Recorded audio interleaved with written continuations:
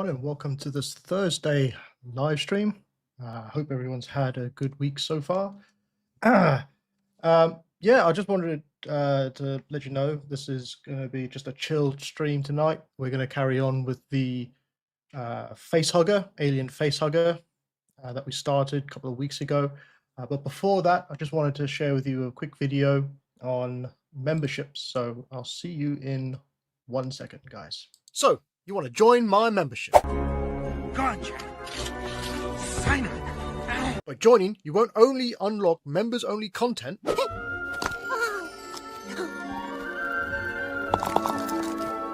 you'll also be supporting my channel and the growth of the community. Are you ready to do your part? I'm doing my part. For as little as a price of coffee a month. God damn, Jimmy. This some serious gourmet shit.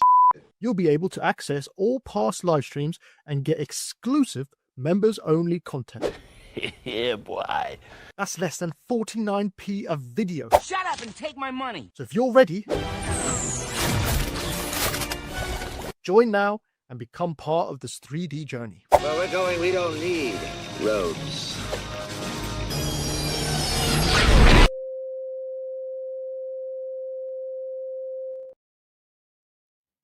Okay, just give me 1 second, guys. I am just gonna switch out my headphones. 1 second. Got so many of these damn things. Hope everyone's doing all right. So that was the membership, by the way. So if you want to become a member, grab all the archive streams that we've had so far. Then that would be really cool. You also can become a patron. Just a second. Switching over to my headset. Oh my god. Why does this happen? There you go. All right. Just going to test it out. Go put some music on real quick. The background. There we go. That's working fine. Right, yeah, so that was the membership. If you want to become a member, you can become a member on my YouTube channel. Patrons you can become a patron, and they are currently working on a exclusive tutorial, the ZBrush tutorial for sculpting a Velociraptor. It's kind of like a beginner to experienced artist journey. They get a video a week on how to sculpt one from scratch, with all the documentations and subtools and stuff like that, ZBrush subtools and stuff like that as well. Yeah, another thing, just to remind you all, I am currently working on a new tutorial, for Substance Painter for beginners. I am very close to finishing it off. A second. Yeah, okay. Yeah, I'm very close to finishing it off. I've got like 1.5 videos to make. It's quite a long process. I'm hoping to get it finished by the end of the week, so that I can get it up online. That's going to take a little while as well because of the download, but I'm hoping to get that up by not next week, but the week after, let's say, because I've still got some promotional stuff to create and stuff like that as well. Yeah, okay, let's get into it. So let's jump into ZBrush quick. There we are. So last week we were working on this, well, not last week, but the week after, we were working on this facehugger from Alien, and just outside of the ZBrush live stream, I just went in and I just added some of that detail all the way down the tail, really. Just because that's kind of a boring thing, and I don't think people really want to watch me sculpting lines for like an hour. So I thought I'd just do it off stream. Let's actually have a look at the comment section. By the way, this is a chilled live stream, so you can ask me anything you like, and I can answer your questions if you like as well. Let's just have a look at the chat quick. Cool. So we got some hellos to say. So I've got Joseph Burgoyne, RB Gaming, Tranquil Dingbat. That's a new one. Celeste. Oh, really bad names. Sorry about that. Hello everyone. Got one here from RGB Gaming, or RB Gaming. Sorry, RGB. I'm in work mode still. At MLW Creative, that Dragon tutorial is exclusive for Patreon. which tutorial we're talking about. If it's the tutorial bust that they worked on previously, that's not exclusive, but if you become a member, you can work on it. But the raptor, the velociraptor dinosaur, that is exclusive for just the Patreons tier 3. So if you want to learn how to sculpt one of those and put it into your portfolio, then you can become a tier 3 member and sort of work on it in your own time and have that as an exclusive piece in your portfolio. Got some other hellos. See, the one they are working on, yes, that dragon, sorry.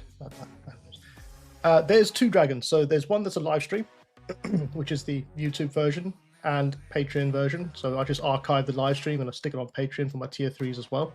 And the members get it on YouTube. The YouTube members don't get the project files, but the tier 3 members do get the project files on my Patreon. So they get a link to a Dropbox where they can download the ZTool and the reference sheet for that.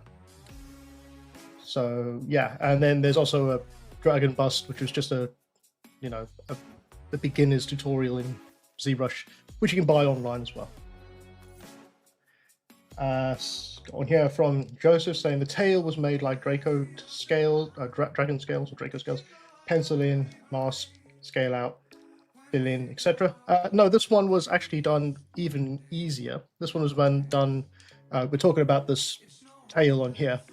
So basically, all I did was just go around with the dam stand and just sculpted with what is it? Grab that. Alpha 47. I just sculpted in the pattern all the way down the tail like that. So that's how the tail's made in here. Okay, got one here from Tranquil Dingbat. I'm falling out of love with 3D at the minute. Any thoughts on what I can do to just rediscover my love for it? Why are you falling out of love with 3D? Is it a particular model that you can't sculpt? Is it because it's taking too much time to do stuff? Or are you just not interested in what you're sculpting at the moment? Because I get that as well. I get that a lot, actually. I've got so many unfinished projects because I just keep jumping from one to the other. So it also depends on the 3D you're doing. So if you're doing a 3D character for game or film, it's definitely going to take longer. If you're doing concept sculpts, then you can be a lot quicker with that. And I find those are more fun because you get to sculpt very quickly and then jump it into compositing, sorry, and get a really nice image going for your portfolio, and also have a ZBrush model to refer back to if you ever wanted to go back to it and finish it off as a full character. I've got so many models that I would love to finish off as full characters. That Substance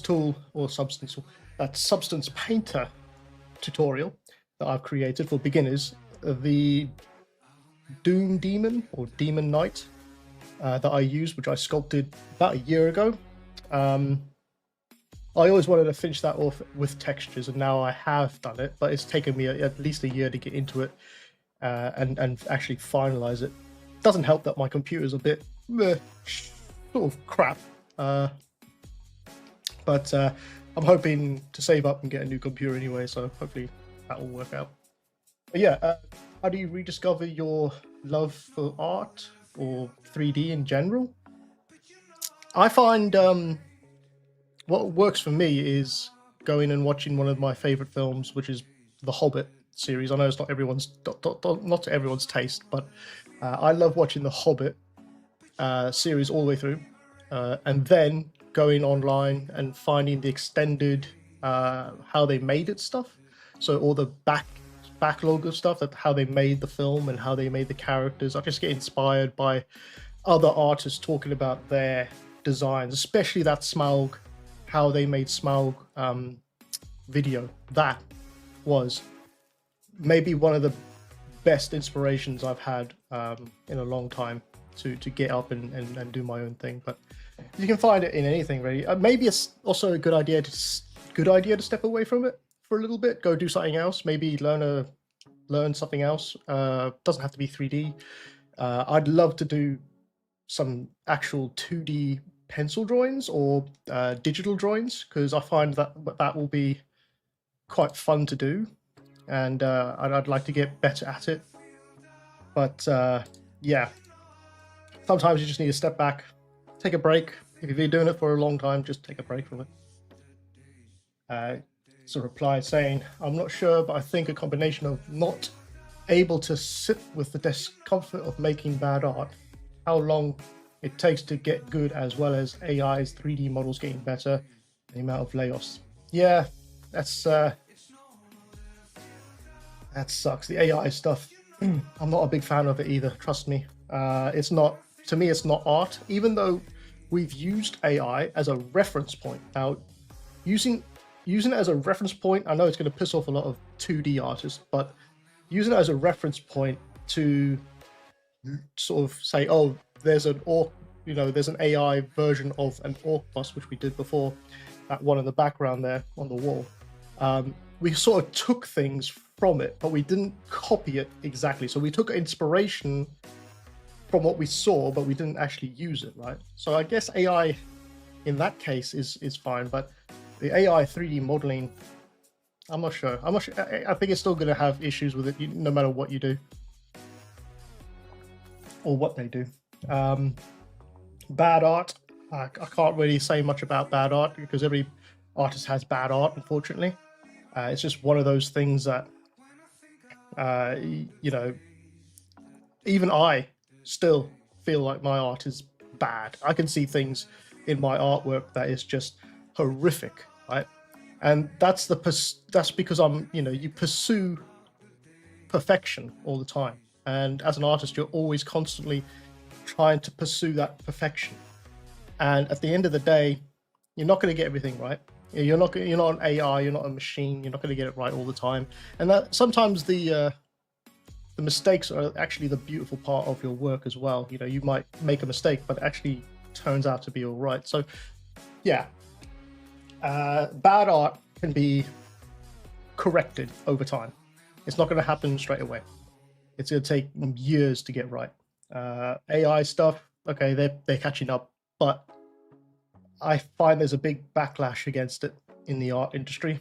So you can make a program that can create AI 3D models, but you're going to need artists, and if the artists that have some sort of integrity to them, I guess, say no to the studios, then okay, they can outsource it, but they're going to lose a lot of good artists, and good artists are hard to come by these days, especially with studios like EA. I think EA just recently laid off 300 artists, and you've got other studios as well, like the ones that made Fallout 4, I think it was, or Fallout, or the Fallout game. A lot of those good artists left that studio to work on something that wasn't Fallout, but had a style like Fallout, but it was really well done, and the art was really well created. So, I mean, artists are still going to be needed, for definite. You could possibly, if you're really worried about AI art, I would say learn AI art, because eventually it will be something that's in there in the industry. It already is slightly in the industry, but yeah, eventually it will become part of the industry, but you'll have to still clean it up and work on the model a bit, because I don't think it will get 100% all the time. But yeah, I mean, AI art, you can just go on about that forever, and I think it's a bit of a boring subject, because I don't really like the stuff that AI creates. Like I said, I use it for reference, but I don't really see the need for it. I think they should be using AI for, like, I know they are, but spending more time using it to cure cancer or create the next chips, better chips, and all these other things. I don't think AI needs to worry about art. It just seems like a bit of a, it just seems like they're trying to get rid of creative people, you know. I don't know why they would, because creative people are always needed. Anyway, that's just my thoughts. Did everybody see the speaking about aliens, actually, did anybody see the Predator Badlands trailer? And what was your thoughts about it? We've got one here from Tranquil. Who are some of your favorite 3D artists? I like Tyler Smith's style a lot. I love your concepts, sculpts, and illustrations. I have quite a few artists that I like, but I'm really bad with names, as you probably could tell if you ever watch one of my live streams. I'll just try and find them on my ArtStation quick, because I follow them. Let's have a look. Just gonna my collections. Yeah. Let's have a look at this here. So I like Matthew Gristle, who's also goes by the name of his channel. What's his channel called again? Cryptic Visionary.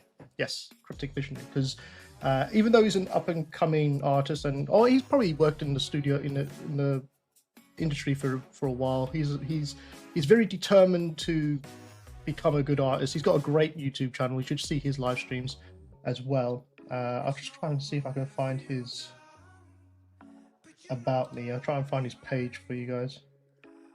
You probably know him anyway, but he's a great artist. You've also got the one and only, what's his name, Raphael Gassetti. He is I believe last time I saw, he was the the art director of Sony. He's a great artist, very good artist. I love the work he does.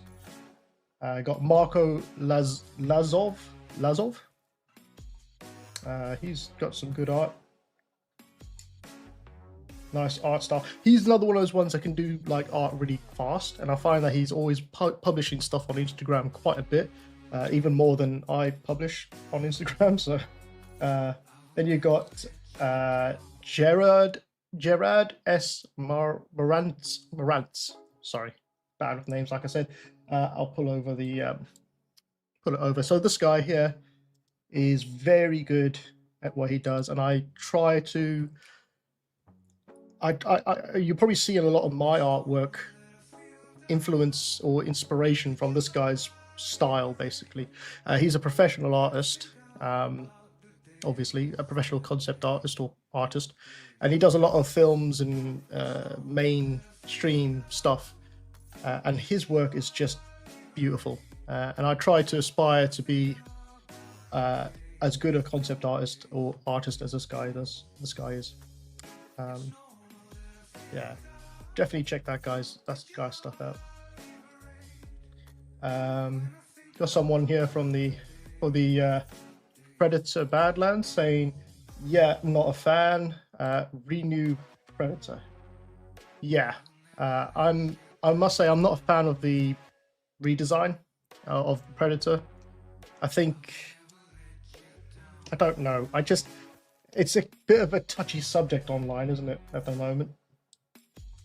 I think they should have just gone for more traditional looking Predator.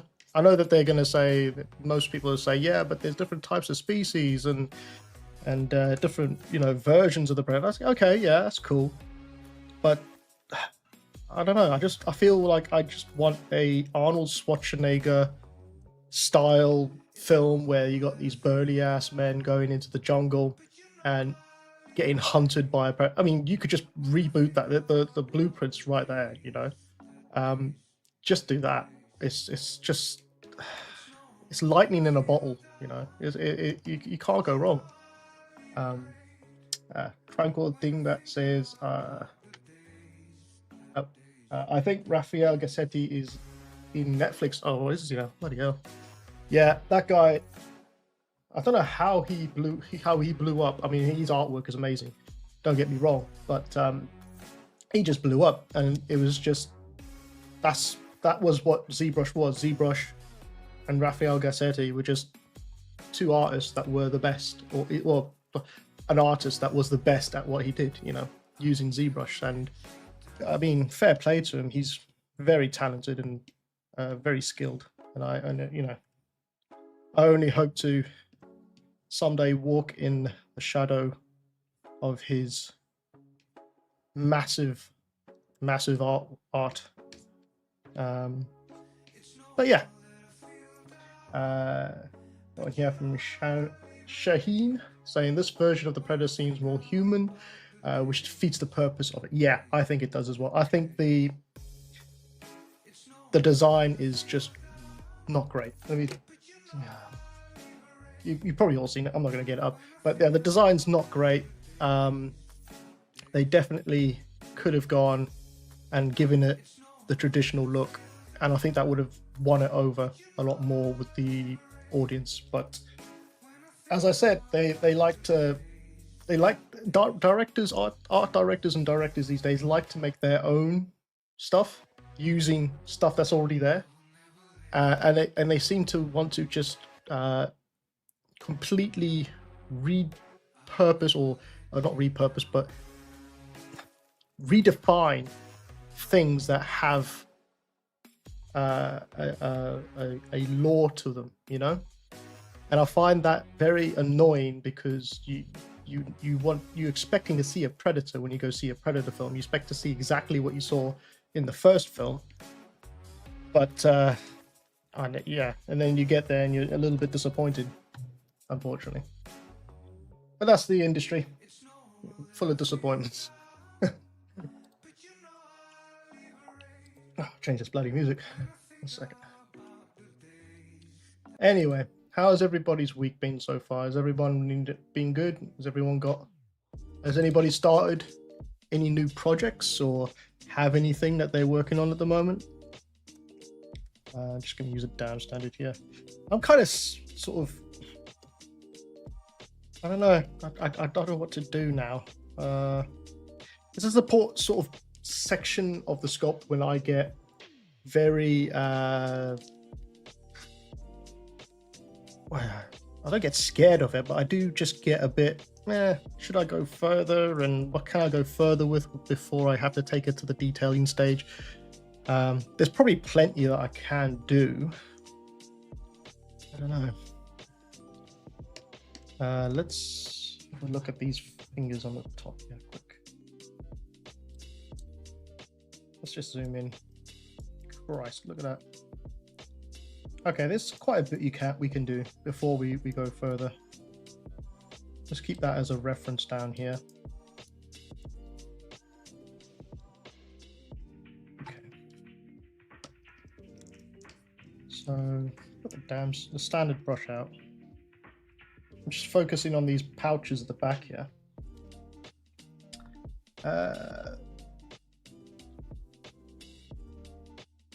Says Shaheen saying, I'm waiting until you get to the pose part. Well, this one's going to be a bit different. I think what I said before was I wanted to try to mimic the concept art that they use for Alien Romulus, because although it's difficult, because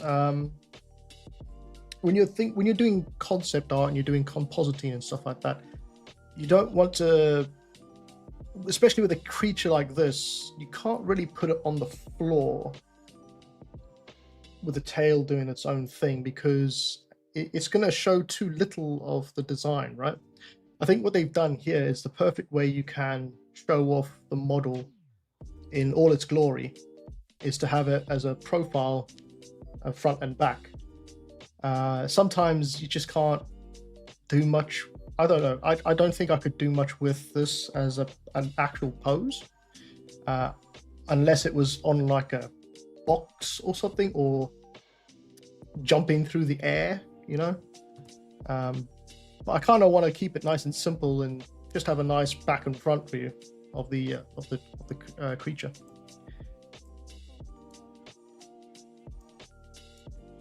Yes, again.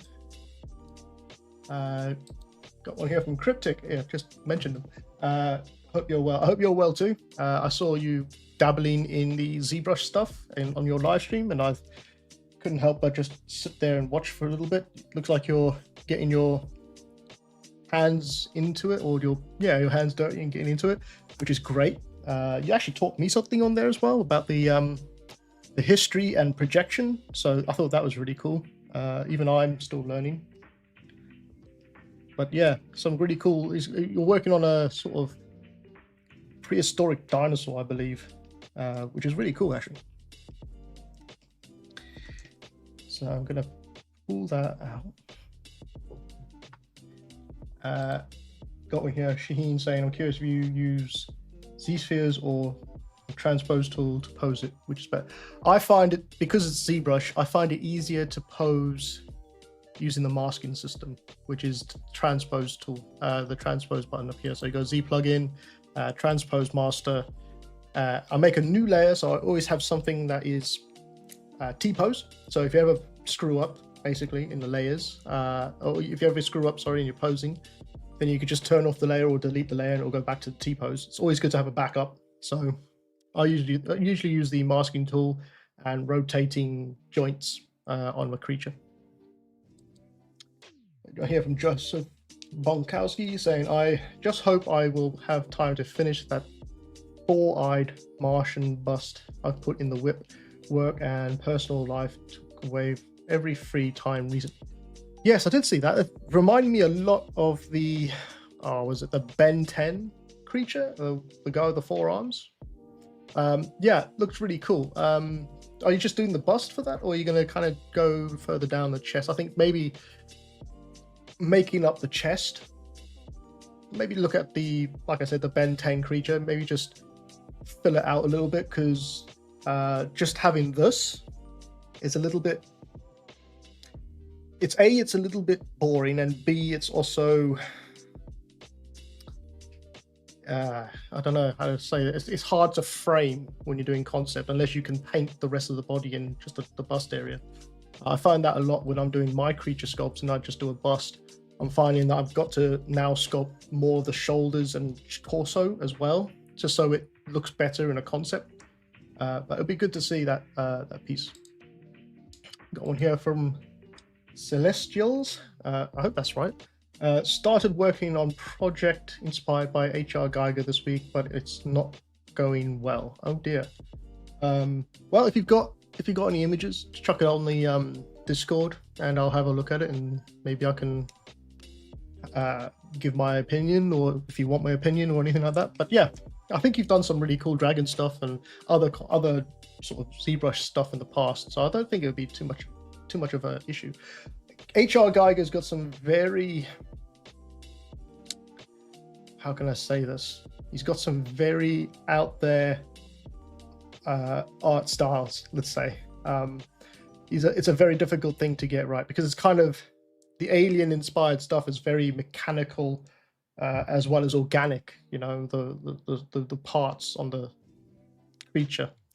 But yeah, stick it on the Discord and we'll have a look at it. I can have a look at it for you if you like.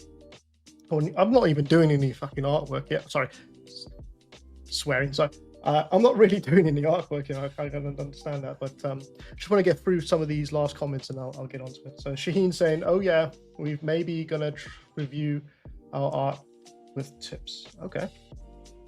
Got one here from Joseph saying, trying to find time to finish that four-eyed Martian bust. Oh, okay, you already said that one. Cryptic saying, yeah, I'm still super new at it, but it feels a lot better than last time I tried. Yeah, it's gonna feel a lot better every time you pick up the pen.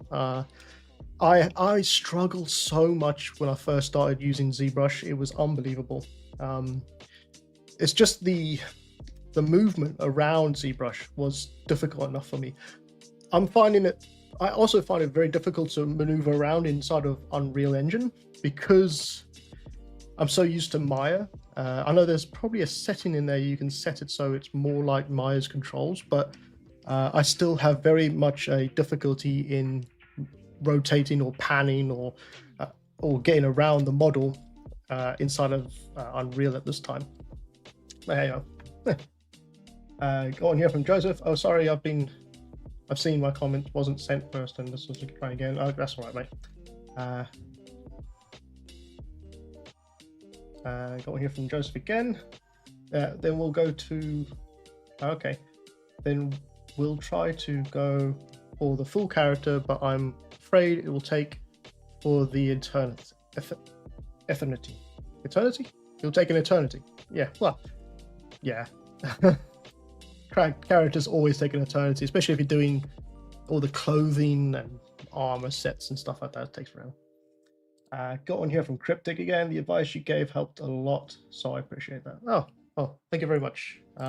Yeah, I think that that whole undo history thing was really genius. I don't know who the artist was that was helping you with that, but it really did work a treat. Okay, let's do a little bit of sculpting, shall we? Ooh, get through those. And what do I want to do here?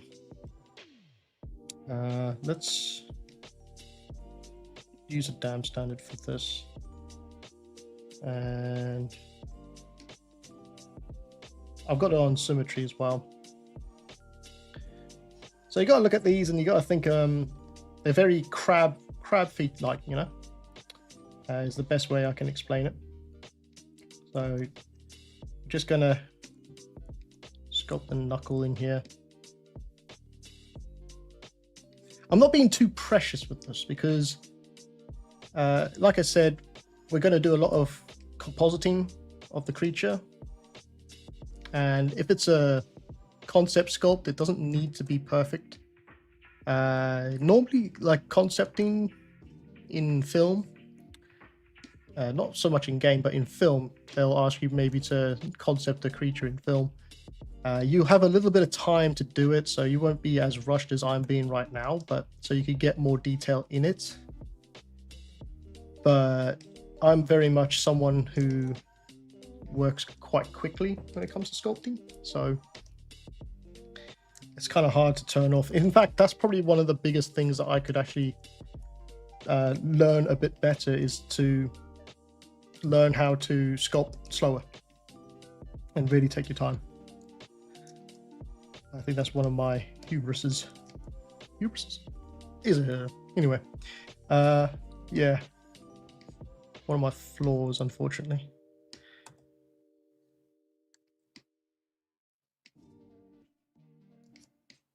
Okay.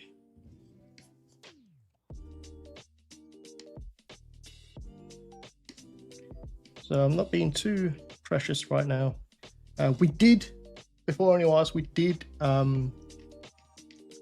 retopo it using ZRemesh, very quick ZRemesh. I wasn't looking to have it perfect, because essentially you got to think of this character or creature that you're sculpting. It's going to be your high poly model, right? If you're working in games or in, yeah, let's say game. Let's say this is a game creature. This is your high poly model, right? Because eventually you're going to have to retopo it anyway. So there's no point, I find, if you're in like if you're trying to work quickly, there's no point in having perfect topology for a high poly model if you're going to have to retopo it anyway later on. Because you're going to have, especially if it's for game. If it's for film, you might be able to get away with a bit more. You probably have to, you know, at some point have good topology. But for game, I don't see why you would need a high poly with perfect topology on it. Just going to add some height to these fingers using standard brush. Now, I'm not a big fan of using the standard brush. I know that it's a very good brush to use, but I don't know, just I got you so used to the clay buildup for so long. It's just hard to use a standard brush now. Although the standard brush is good for adding bulk, I find, to your creature, especially if you have detail on your creature, but you don't want to destroy the detail, right? But you want to slightly bulk out that underneath. It's actually not bad for that purpose, the standard brush, because it doesn't affect the texture on top. It just pulls the geometry. So you don't have to worry about having to resculpt those details. I think we're going to go for more skeletal type fingers for this one. All right, let's have a look at the chat quick. Cryptic saying, yep, that was super cool. It was Lion's Path. I'm not sure what their social handles are though. Okay, I'll have to have a look into that. Yeah, I mean, I've been using ZBrush for quite a long time now, and I still don't know all the ins and outs and every single button that ZBrush has to use. You know, you can use for ZBrush. So it's always nice to, you know, find out that there's another way, an easier way to do things. But my sort of channel and the stuff that I do is not for not so much for experienced artists, but it's more for artists that are beginners or less experienced, you could say. Those that are curious as to how the program works might just be starting off using it, you know? Because I know there's some other artists out there that will just know every single thing to do with every single button inside of ZBrush, but if you're a beginner, it's overwhelming to know everything inside of ZBrush. So I try to dumb it down as much as possible and keep it really simple. Going here from Joseph saying, would you please tell about your work on that dog creature? Oh god, I knew that was coming. Let me just stick a banner up real quick. Just going to leave this banner up. If you want to become a member of the channel, it's like $4.99 a month and you get quite a few videos. I think it's like 40p a video or something. But yeah, become a member and see what that goes. Joseph, I'll be right back with your question because I have actually got a story to tell about that. So I will be back with your question. Cryptic says it for sure can be. There's a lot to learn in all of these apps. Yeah, definitely. Okay, story time. Let's have a look at this Predator film. Just going to pull this over real quick. So I worked on the Predator back in, oh, let me just hide my, so I worked on the Predator back in 2018, maybe 2017 at NPC. I was a texture artist. Now, it's a bit of a weird story, right? Because the Predator film that people saw was not the original idea that was filmed. Well, was going to be filmed. I think it was Shane Black, the director, who also acted in the first ever Predator film. I could be wrong, but I don't think I am. So the Predator that you saw, the film that you saw, the Predator 2018 film you saw, was not the original idea. The original idea, I don't know who's seen this film, you know, let me know if you have, but the original idea for the Predator 2018 film, I don't think anyone said this, but it was the Predators flying through space in a massive ship, like an ark, like a Noah's Ark, right? And on this Noah's Ark, they had different species of aliens that they had blended with Predator DNA. So they were designing the best or the most lethal creature to hunt, right? On its way through the universe, it crashes on Earth, and all these creatures disappear into on Earth, right? And so the Predators, who were then found by the army officers or the army, the guys that were in that bus that, you know, they were being transported because they were all loonies. They were going to team up with the Predators from the crashed plane or spaceship and find all these aliens.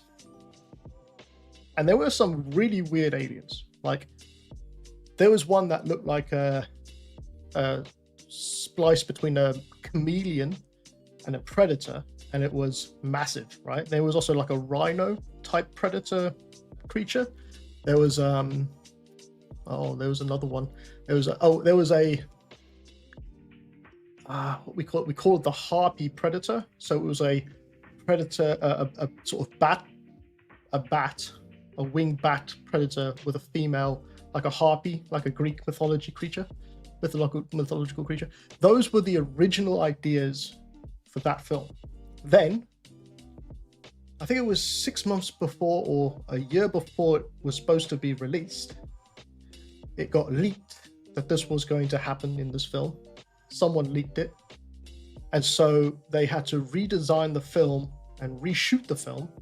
And so we got these predator dogs, which were in the original as well. And I believe these were also supposed to be things that the predators were hunting, and they weren't supposed to be the predators' puppies. And so we got the other predator, which was the upgraded predator, the upgrade predator, and they completely redesigned the ending and the midsection of that film. It was never supposed to be that film. It was always all supposed to be about this game hunt for alien predators that escaped a predator ship. So I hope that's been of some sort of entertainment. I don't know how many people actually know about that, but that was the original idea for the film. The predator dog, which is this one, for some reason, when the directors of films get a chance to work on a film, they like to put their animals or inspiration from their animals in films. I don't know why. It's a bit weird. So this dog was sculpted and concepted to portray, I think it was Shane Black's dog that he had, like a pit bull terrier or something. And so they designed a predator dog just because Shane Black wanted a dog in the film. Bit weird, but you know, he's the director, so I guess he gets what he wants. Yeah, so that's the talk about that. The actual work I did on the predator dog, because it was so much later on, I actually worked on the other creatures that were never seen. But for the dog, I did some texture work, finalizing texture work on the creature. So you see the mouth here. I worked on the mouth area. Also worked on some of the other spots around, just cleaning up what someone else had sort of finished, but they just wanted to add a few more pieces in there. When you're working in film, you rarely get to do a character from start to finish. You're usually just jumping on characters and jumping on different shows all the time. So, but that's the Predator 2018, and the film you never got to see, and the creatures you never got to see, but they were some pretty cool creatures, to be honest. You will never find them either. They're never going to be seen. So yeah. Anyway, let's jump back in here. So, where was I? Let me get the reference up. So I'm just going to come in here, get the standard brush, and I'm just going to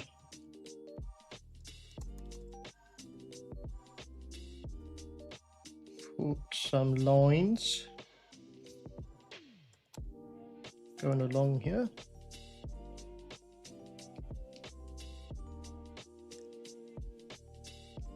Use a smooth brush a little bit.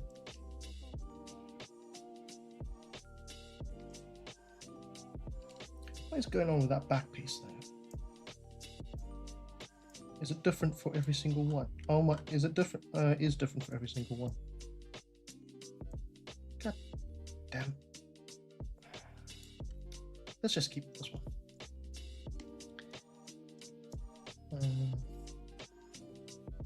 I think it actually helps because adding these little bits of detail like this, because it just makes the shape look a bit more interesting.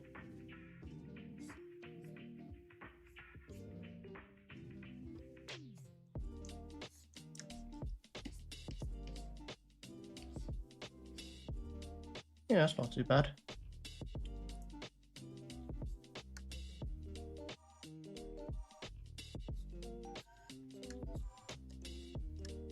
Okay. What else? I'm gonna finish that later. Okay, let's add some detail. So the way I do the detail, well, the way you should do the detail, I should say. I don't always, because you know, if it's my own work, I know what I'm doing, and I just want to get through it, sort of thing. But if you're working in a studio, let's say, and you were given a clean model like this, that's ready for the detailing stage, and now this is going to vary from studio to studio or whatever, but good practice is to use layers inside of ZBrush, because when you use a layer, you're not physically damaging or changing the model, the base model of your creature. And so you can turn it off, turn it on, just like inside of Photoshop or Substance Painter. So if I add a new layer here, and I just come in here, so I'm going to be using, if I could just find it, two brushes from my sort of set of brushes that I have. So I'm going to be using a 30 Mutant Skin Alphas, and I'm also going to be using the 20 Skin Alpha Volume 2 pack, both of which can be found on all my online stores. So if you haven't seen them yet, go grab them from there. And with this, I've already loaded them in. So I've got two brushes for the Mutant brush, so two 15 brushes and one 20 brush. It's all VDM, so yeah, it should be easy enough. Just click on it, just wait for it to load all the brushes in. There you go. And you can see up the top here that they've loaded all the brushes, and you can select any of these. They're basically alphas, but in a brush form, so it's a lot easier to use. So you can come in here and start using them right off the bat. So let's just do some detail adding in here.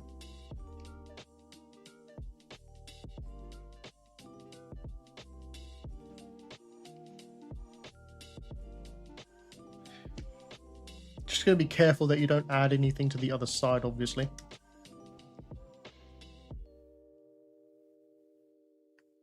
It just speeds the process up a little bit as well.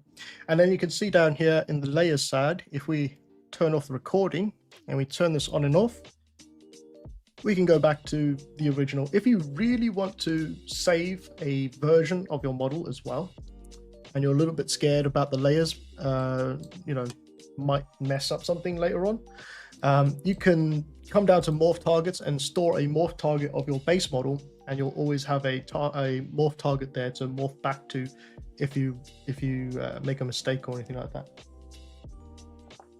Morph targets are a bit of a advanced thing to use. There's quite a few things you can use morph targets for as well.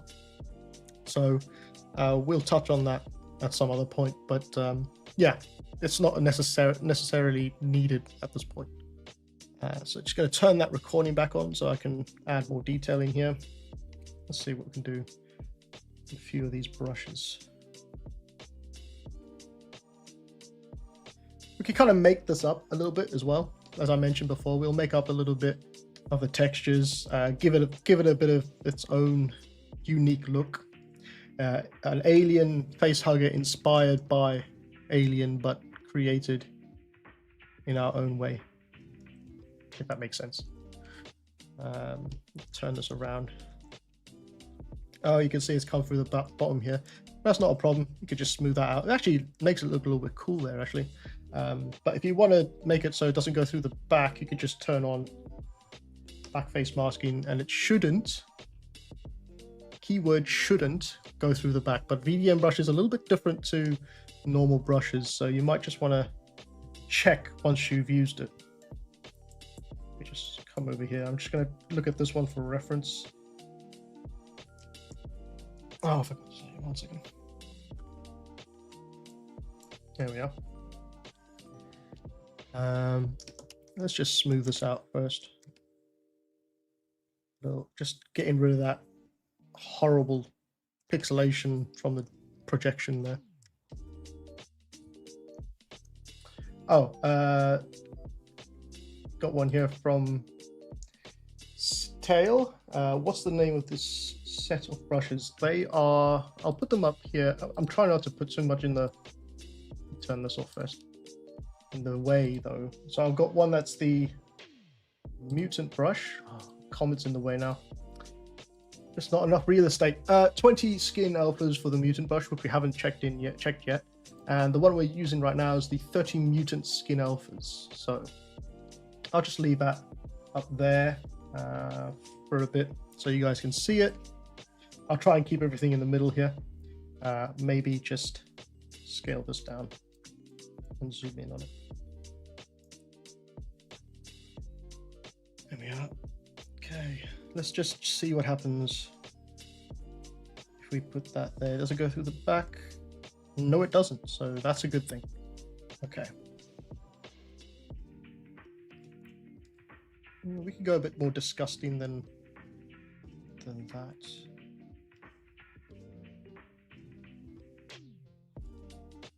We can mask that out actually. So let's use the masking brush. I'm just going to mask out this flapper skin here, and then use this brush again. Kind of want to isolate it in that area, so I'm just going to mask out.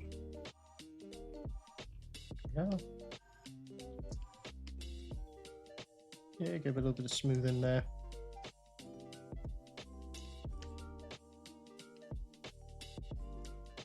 It's going to get creepier. Cool, so let's have a look at the other brush quick. So that was the first one. So the next one is the same 30 mutant skin alphas. I'm just going to use the 15, the other 15 one. Wait for that to load. And let's see what we've got here. I think these ones are a bit more boils and stuff like that. So let's just have a look. I'm going to put this on a new layer. Now you can name your layers. If things get a little bit complicated, you might want to start using naming your layers. So this one, we'll just name this Skin 01.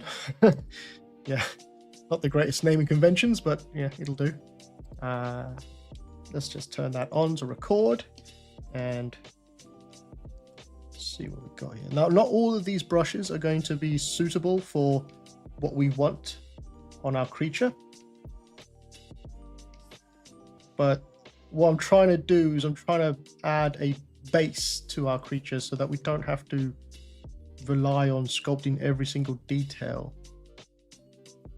I don't know if these ones are going to work. I have got other ones though, so let's have a look at the other ones quick. The skin, 20 skin, I'll turn that banner on now. So the 20 skin Alpha Volume 2 pack has got a bit more skin stuff going on. So I think it's at the end of this. I'll just scroll this along. Number 20. Yeah, that's going to work better. I'm going to turn the intensity down a bit. Just add that.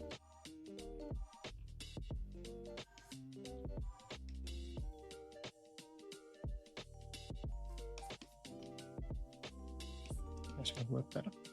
And use this one as well. So, what's this one look like? Yeah. Let's add some lines through here. Let's mask this off first.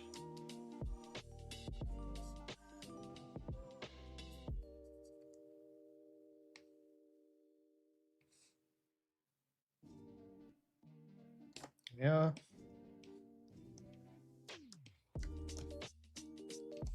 And let's have a look at this one again.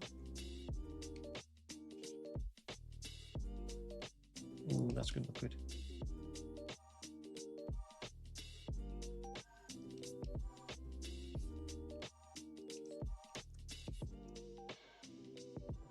Oh, I forgot to turn the back face masking off. Damn it. Anyway, it doesn't really matter because we're just going to add this into the bottom here as well anyway.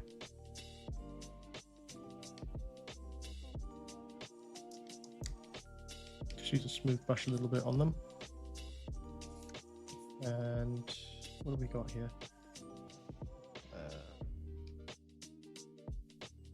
scroll this along.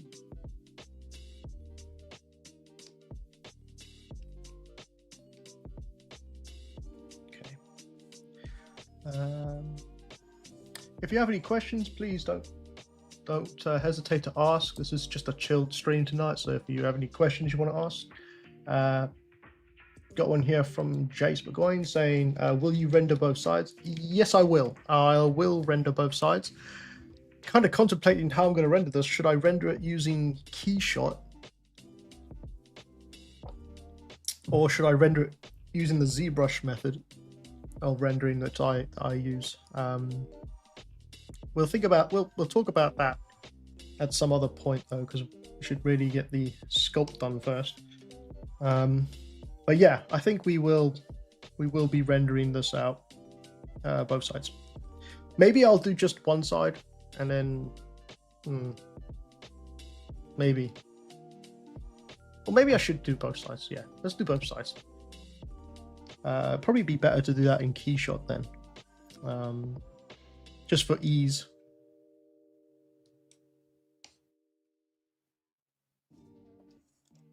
Yeah, some things you just got to do by hand down here. So I'm going to turn off that layer, make a new one, stroke, lazy mouse, turn the radius up a bit. Gonna add some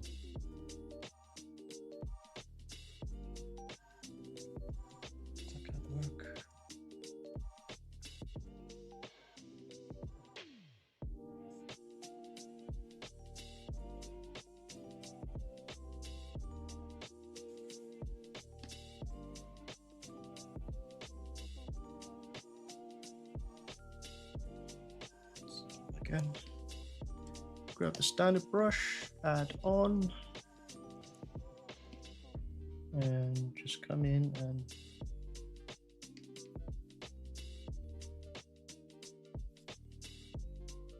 add some of those lines in.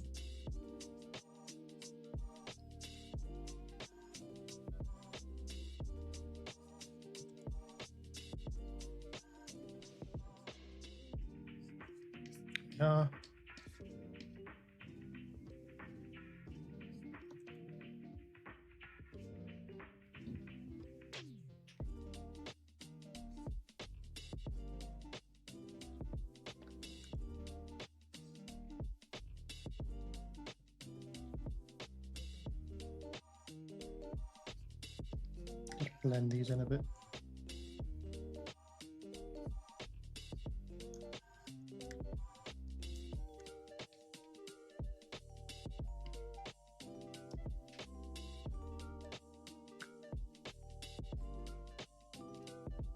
Oh, got one here from Celestial saying, how do you know when to stop sculpting and adding details?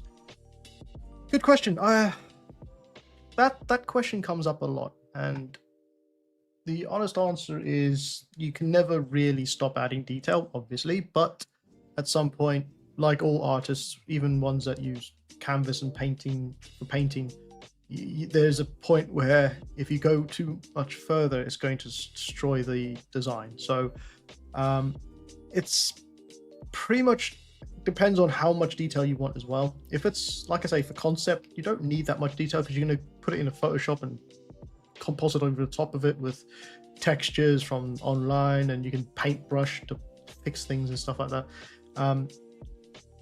But if it's a actual piece, you wouldn't do it like this anyway. You spend a bit more time, care in detailing.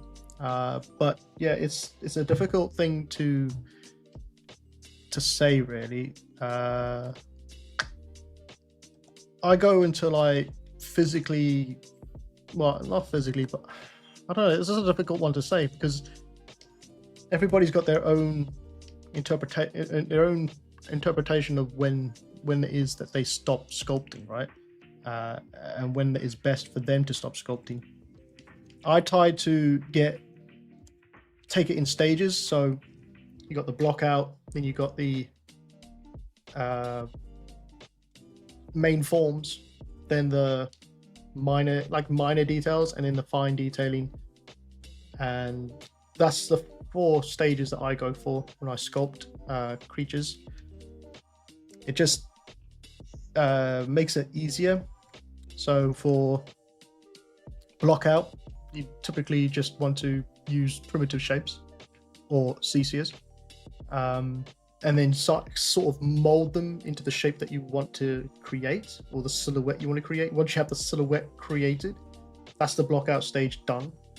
Then you move into main forms, and that's basically big brushes and getting the big forms done with a big brush.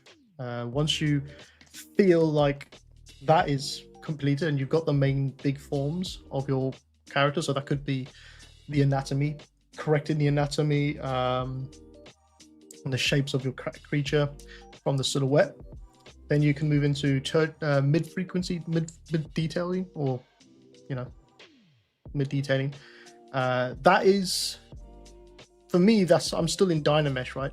But that's when a lot of other people might go to ZRemesh, because they have the form, they have the shape they want, so they can just go in and start sculpting with ZRemesh and adding the details and the mid forms. But I still feel like the mid forms can be done inside of Dynamesh, and it also still keeps you free from having to keep to a clean topology and non-stretch. So if you stretch your model, if you have clean topology, stretch your model, it's hard to sculpt on that because the topology is stretched. Whereas if you're in Dynamesh, you could just Dynamesh it, re-Dynamesh it, and it'll just add resolution in those areas. So once I've done the mid-frequency details or the mid details, then it's ZRemesh, because I know that I'm done. Once I've done the ZRemesh, I'm done with all the other stuff, and I'm moving my way into the fine detailing stage. That's typically my cutoff point for those pieces.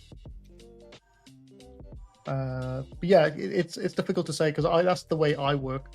Everybody's got their own methods on how they call it quits, basically. Got one here from Joseph. Maybe noob question, but could you please tell a bit about Lazy Mouse? It's just simple as we seen it, and helps to get those lines easier. Okay. Yeah, sure. 1 second. So the stroke here has a thing called Lazy Mouse. Lazy Mouse, if we zoom in on our creature, and we have Lazy Mouse turned on, right? So typically it is always turned on, but it's at a radius of 1 most of the time. So when you're sculpting, you might just see a little dot, a little red dot on your model as you sculpt. That is the Lazy Mouse. That is basically giving you a distance before the brush starts to sculpt, right? If you turn the lazy radius up further and you start to sculpt, you can see that red line appears, but nothing happens until you get to 30 on the monitor there, and it goes past 30. Then it'll start to sculpt the line, but it's kind of a way of what do you call it? It's like you're guiding the sculpt line. It's good for hard surface stuff, but you're guiding the brush, and it just makes it a lot easier and smoother to sculpt with using Lazy Mouse. There's some other sort of features in here. So you got Lazy Smooth, Lazy Snap, and Lazy Step. Lazy Step, if you bump that up, it's going to, if you just do this, you bump it up, it's going to step it. You see, it's now stepping, and that's good for if you want to make little dots on your character. You can see little dots perforating the surface like that. And Lazy Smooth, I think that's just the smoothness of the brush, of the Lazy Mouse function, I think. I don't really tend to touch these two ones here. It's normally just these two here, and you got backtrack as well, which you can backtrack across the brush that the brush stroke you just created. Typically, don't touch the lazy step unless you need to have it. Oops. As you can see, once you start messing with things, it'll just make things weird in the brush, but that should be fine. Yeah, this one here, lazy radius, is your key brush, key feature for this brush. Unless you need to step your texture, then you can use the lazy step. Okay, let's get back to this. Okay, let's have a look at what we got here. So I'm going to show you, I hope this works. Lazy step. Yeah, we go freehand with this brush instead of drag. And we have lazy step set to 0.4. If we pull, because if we do this now, oh, hold on. Turn this down. Scale it up. If we do this now, you're going to see, why is that doing that stuff? I told you I don't want, oh, because it's step, isn't it? Yeah. If we do this at 0.02, you can see how the brush works. It's not giving us exactly what we want, right? Unless that's actually that's what you want, but it's not what we want. We want to step it so that we have a texture here, and then the one further along from it. So if we come up to the stroke and we turn the step up a bit, we can now stamp it onto our creature with a bit of a step, so it's not over the top of each other, you know. And that's why lazy step's quite cool. Got one here from Charlie Catney saying, nice sculpt, what's the face hugger gonna be used for? It's mostly just a concept piece, just showing people techniques, and this is a chilled live stream, so if anyone has any questions, I'm mostly just waiting for people to ask questions whilst I sculpt this, you know, within these live streams. But yeah, it's just a concept sculpt. We could possibly take it into substance if we really wanted to, and texture it inside a substance. I'd have to make sure my machine doesn't crash, but that's an option you could do. But we'll probably take this into Photoshop or Keyshot to render and composite as a conceptual piece. Turn add-on. What's this going on? Okay, this will work all right. Is there anything on this layer that we sculpted? Yes, there's. Okay, a new layer. So that's why it's important to name your layers, because you get to layers, the same layer, united layer, untitled layer. It's going to be difficult to, even though it's just skin 02 scale. Skin detail. There you go. That's a new one. There we are. Right. What was I going to do? I was going to use this one. Let's use this one. Yeah, let's use this one. Turn up the scale. So this one, I'm going to show you. You can use the layers to help you decipher how much of that detail you want on. So if you wanted to add surface detail to the whole creature, just so it's not flat and boring, right? You can use a layer, and you can use a brush like we're going to use now, and you can just pepper this whole creature, right, with that texture.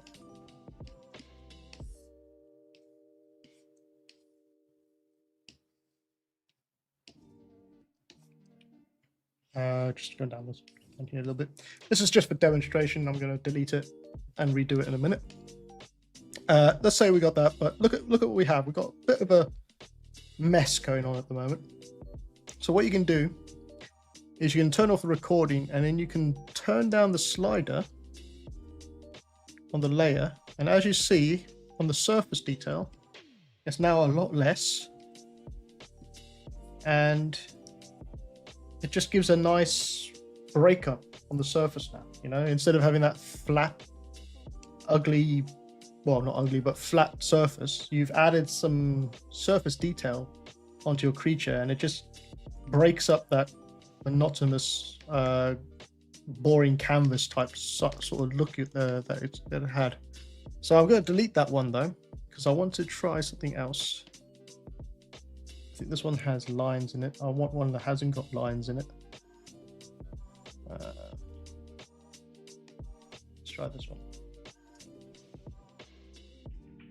This could be better. Okay, yes. Make it bigger. Bring down the radius, the steps on it. And you can also use spray on the brush, and that looks going to give you even more of a coverage, just like if you had a spray can, right? You can use that, and then you can turn down or you can turn up the steps, maybe turn down the intensity a little bit, and just pepper this all over the creature. And let's go down the tail as well. So you just come down the tail like that.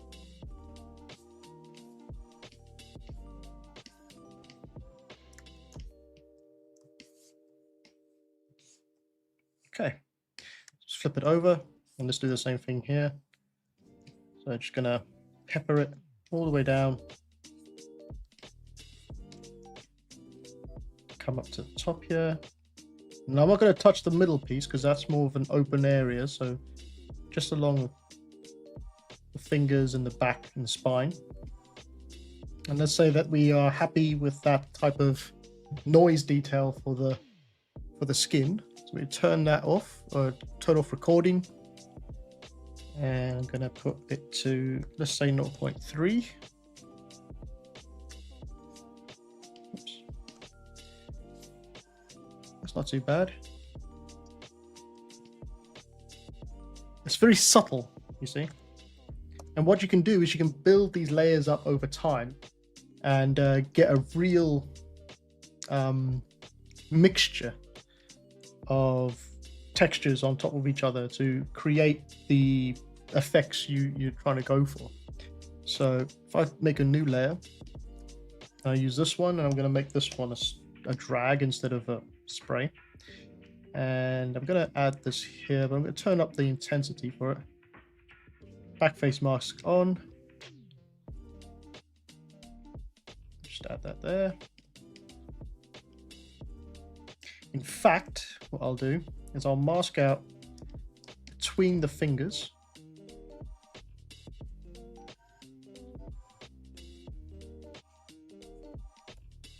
and then add it. Just a slight rotation as well can make it seem different as well, like it's not a duplicate. Then I'm just going to play around with this as well. Put this to 0.6. That's too little. The thing with these face huggers is they're very small, and so we have a look here. I mean, we're going against the concept now. We're just adding extra detail on top of what we have, but you can see here it's got some very flat detail. I mean, this is not flat, but you can add this detail in afterwards. Yeah, if we have a look at this one, these ones here, these are concepts they had, and there's not much going on them, but I wanted to break it up a bit, make our own creation. And so I've added that little bit of detail in there. And what that's going to do is if you take this into Substance or Keyshot, and you add a glossy type material on it, like a wet source, like it's not got much dry skin, right? So if you like a wet source to it, like the light that will bounce around those areas, it's gonna give it that more of that sheen and onto it as well. So it's pretty good detail to have on the creature. I've got some questions here. Got one here from Mikhail saying, "It's ironic that you're modeling a face hugger right now because I watch your videos all the time and I'm currently modeling a predator." Oh, well, yeah. I think it's Alien. It was Alien Day the other day, wasn't it? So I think it's just Alien Week at the moment. So, but that's cool, man. You know, if you're on the Discord, you could chuck it on there and we can have a look at it. and give you some feedback if you're looking for feedback. But yeah, Joseph, if you export the model import to Maya or Blender, will the character keep the details as you set it on the layers? When you export, it will probably prompt you to bake all the layers. As far as I remember, I think it will. So you'll probably have to bake all the layers down and then export it. But you probably want to decimate it because 6 million polygons in Blender or in Maya, I'm not sure about Blender, but I know that in Maya it will struggle to import a model at 6 million polygons. But that's not even the actual number, because I think it's double that in Maya. So you're looking at about 12 million. So you have to decimate it to get the high poly version out, and then when you decimate, it's going to ask you, do you want to bake all the layers? So you're going to have to bake the layers anyway. So what you'll do at that point is just duplicate this model, and that will have the layers in the duplicate, and bake it all in the duplicate model and use that as the decimated version or high poly version, so that you always have something to fall back on with all the layers on. You always want to have a backup, basically. Just like that.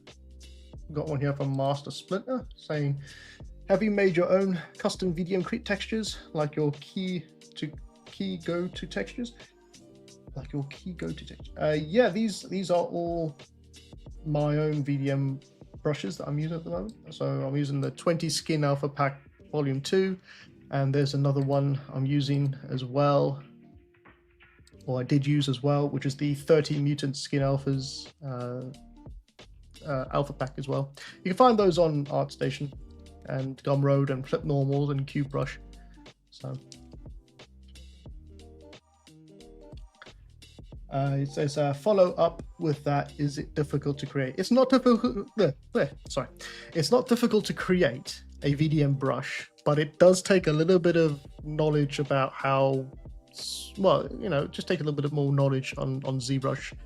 I'm happy to show you how to do that in another live stream. But yeah, it's a strange thing.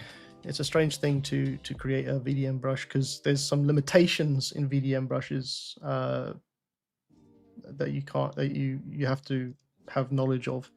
But we can touch on that. In fact, if we do that next week, if you remind me next week, I'll show you how to create a basic VDM brush inside of ZBrush. It's not going to be anything special. It's just going to be like maybe like a vein.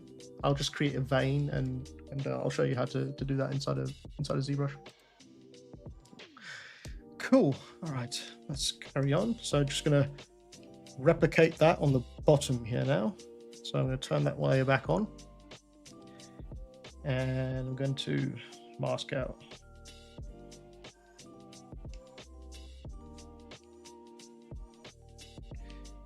Yeah, I always find that once you add some surface detailing with alphas, it sparks your creative side further, because you're not sort of held back by a blank canvas on your creature. And by the way, it is hot. I'm in England at the moment, and it is just a heat wave, so I look horrible. I'm touching my face all the time because of sweating, and you got the machine down here, you got the lights, and I got 2 fans on, so yeah, could be worse. But yeah, it's try that one. What was I saying? I can't remember what I was saying now. Someone remind me of what I'm saying, because I can't. Oh dear.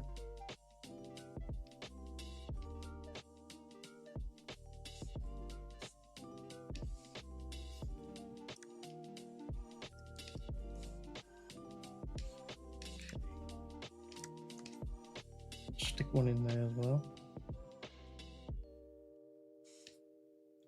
Oh, that's right. Yeah, once you've added some details like I've done now, you'll find it's easier to go in because you're not scared then of the blank canvas scenario, because I get this as well when I do Photoshop, like painting and stuff like that. Once you get over the blank canvas issue, then you can just go in and start to detail the creature because you've got something there to fall back on. So right now I'm just going to go in with the down standard. I'm just going to add some detailing here, like folds of skin. But you see what I'm doing with the original, with the texture I added. I'm using it as a base to then just go in and start detailing around it. I'm actually going to put this on a new layer as well. Keep forgetting about that. And what I'll do is come now. It's at this stage, and I think someone said it before in another video that I saw. It's just a grind. If you're doing this for a perfect creature or a creature that you want to take into substance or game design or film, then this is the grind stage. So you're just going to grind away at sculpting detail, and this is the part where people will tend to fall off and don't want to finish it and come back to it a year later or a couple of weeks later and try to do some more to it. And the only thing I can say about that is if you're in that category of people that, you know, get tired quite easily of detailing, you're not alone. Everyone does. The best thing to do is to take a break, go do something else, maybe sculpt something else, because it's supposed to be fun, right? It's supposed to be something to have fun with these things, and you don't want to get bored. So don't force yourself if you don't want to, but at some point it needs to be done. Like all art, you will find yourself coming back to it at some point. But it is the hardest stage, this detailing, because you could just detail like forever, like I mentioned before.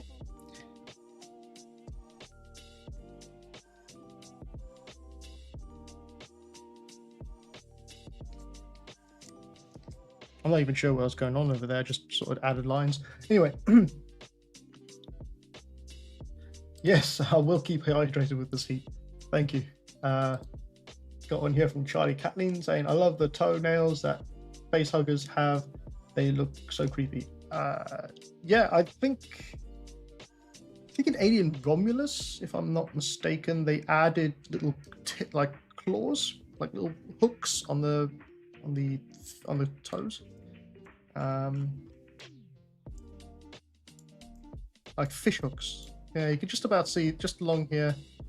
Oh, those are like little fish hooks that they added, and they just grip even more. I didn't even see these little toenails, to be honest. It's a good thing you caught that. They do look weird, don't they? I have to incorporate it. What was I doing?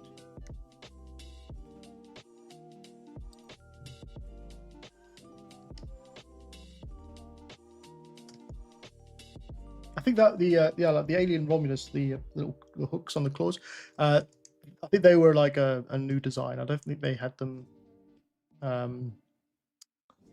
in the previous version or the original version. So, but it's a really cool feature, really.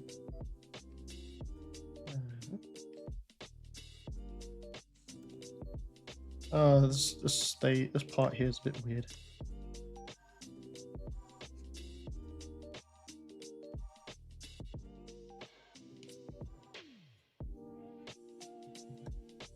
Geiger and his weird art.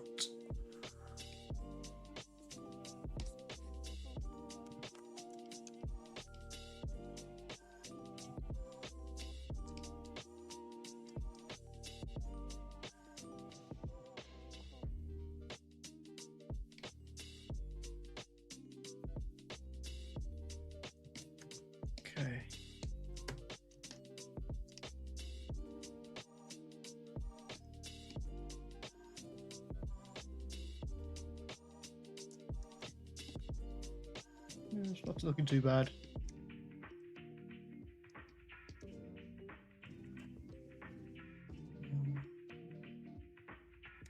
Don't really want to do that. We just add a line through here and thin these out.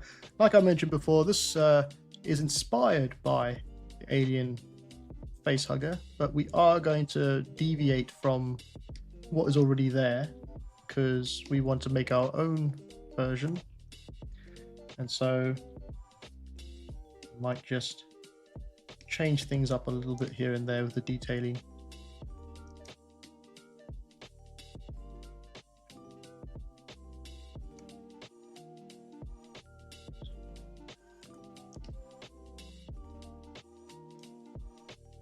What is it doing here? What can I do here?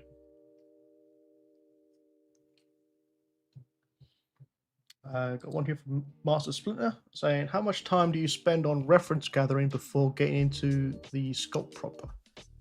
Not much time, to be honest. I tend to just take about 30 minutes just to go on, because I mean, that's the beauty of the internet. You can just find references online. If you go Pinterest, ArtStation, even Google Images, you can find loads of references there that you can use for referring to when you're sculpting. So I say about 30 minutes. If it's something that is completely new and something that I'm designing from scratch, then a little longer, because you got to find key pieces of references that you want. But if it's something like a facehugger, you could just go online and check out facehugger online. They'll give you loads of references and you could just use those really quickly. Standard brush. Now I'm not going to make that mouthpiece that comes out the front. I'm just going to have it inside the model. Of course, if this was a game creature, this whole mouthpiece here would be separate. But because we're just making a concept, just going to leave it inside the body of the creature.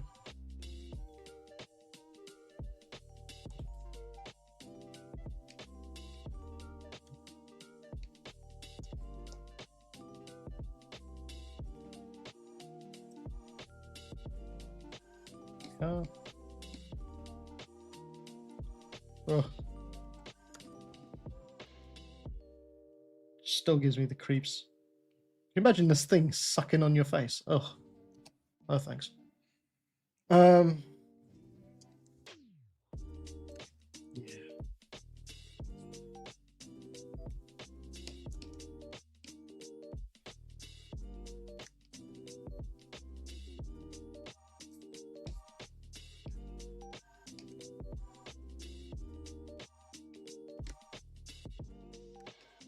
As I always say as well, it's a good idea to zoom out from your creature periodically to see it from afar, see it make sense from a distance, and the shapes make sense from a distance. Otherwise, you'll get stuck, and you'll be stuck in one place too long, and all you'll see is that detail in that area, and you won't see the bigger picture. So keep moving around your model as much as possible. I'm going to make a new layer. I'm going to grab the mutant skin, the 20 skin alpha version 2, and I just want to find a wrinkle map. I believe there's one in here somewhere. This one? Is it too harsh, that one? Let's scroll along the top here. Try that one. Bring the intensity down. Bring it back up. That's going to be fine.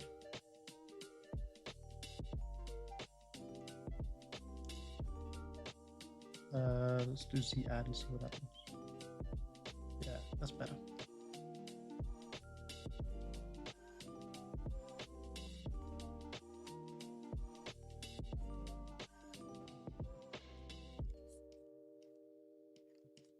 Yeah, the laziness in me right now is coming out. I didn't want to sculpt all those wrinkles, so I just used the map instead, an alpha map instead. But I mean, for a concept piece, that's fine. It's fine to use alphas. You got to imagine you're against time because you're a concept artist and you need to get things done. So you can't really, unless it's a close up, you can't really spend like hours sculpting that fine wrinkle detail. You just need to get as much on the model as possible, as fast as possible. So using alpha maps and textures is the way forward. And I'm just going to bring this down a bit. There we go. You can see that got a little bit of wrinkle work going on here. Add a new layer, put it down standard, and now I can come in and just emphasize some of those wrinkles a bit more.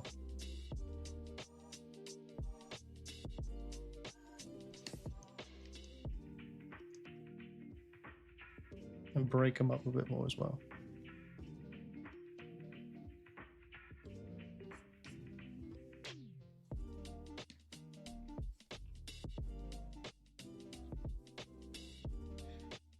Yeah, I think we're getting there with this.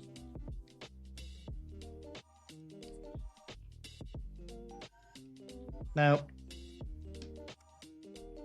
what I want to do is I want to sort of get this creature finished rather fast so we can move on to a different one in future sculpts. So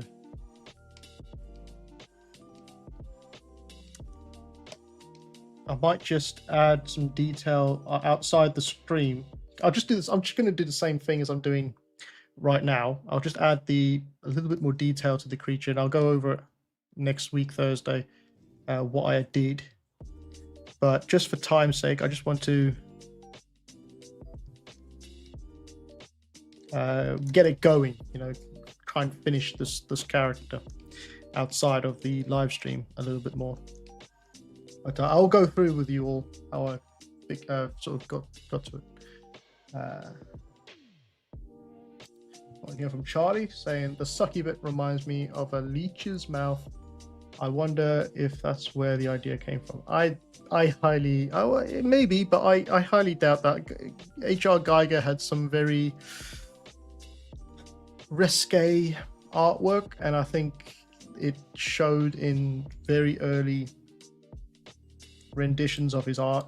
We got some stuff here from his artwork. You can see it's very risque stuff. A lot of it's some dark stuff. Sort of, yeah. I don't know how to explain it. It's just very risky. That's all. That was basically his mindset at the time, I guess, and when creating these things. But I could see where the leech thing comes into play. Yeah, it could be. I wouldn't go down that road knowing the artist, but if you want to be innocent.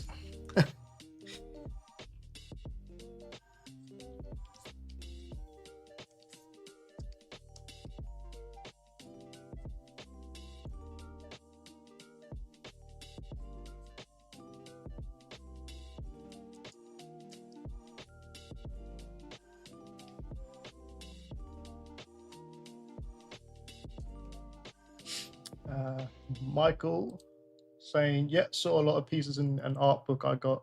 Yeah, risque is a good description. Yeah, it's a safe description. It's what it is.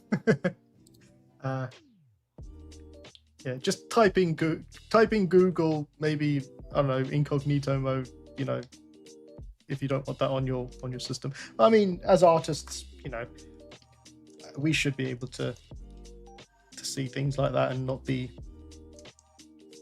what do you call it? turned off by it or whatever. I mean, saying that, when I was working at NPC, there were there was a certain show or film we were working on, and it had a part where there was a let's say a I can't remember, there's no word for it, but a decapitation, right? And in order to get it looking correct, we had references from real live images of people, of like decapitation, and we had someone come in with a form. I think the artist that worked on it had to have a, not a health and safety, but like an HR person come round and make sure that they were not traumatized by what they saw, which is interesting because, you know, it's all very well when you see it in films, you see fake stuff like that, but when you see it in real life, it's shocking is what it is. To be fair with you, I think the person who worked on Dumbo's mother's the elephant, the guy, I know who he is. He's one of my friends. I think he needed he had trauma from that, because he literally had to sculpt the rear end of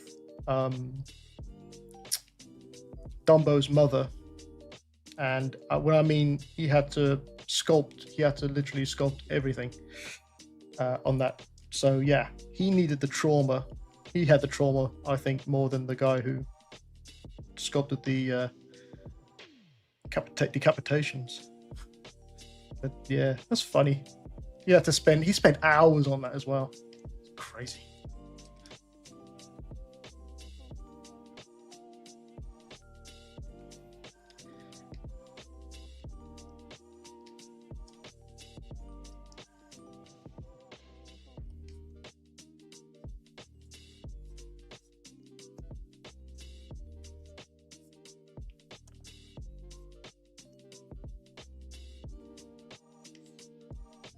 It's not coming back too bad.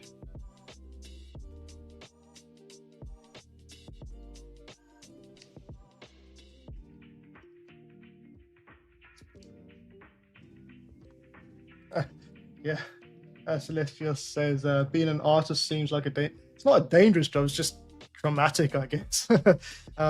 There's nothing safer than the job that we do as CGI artists or VFX artists. Trust me, there are way more jobs out there that are more dangerous.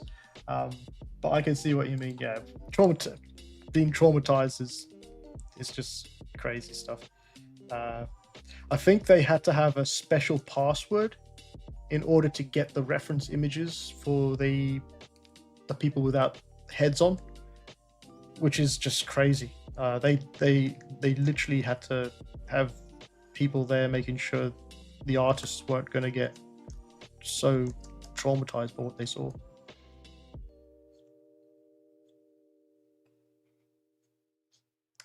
Yeah.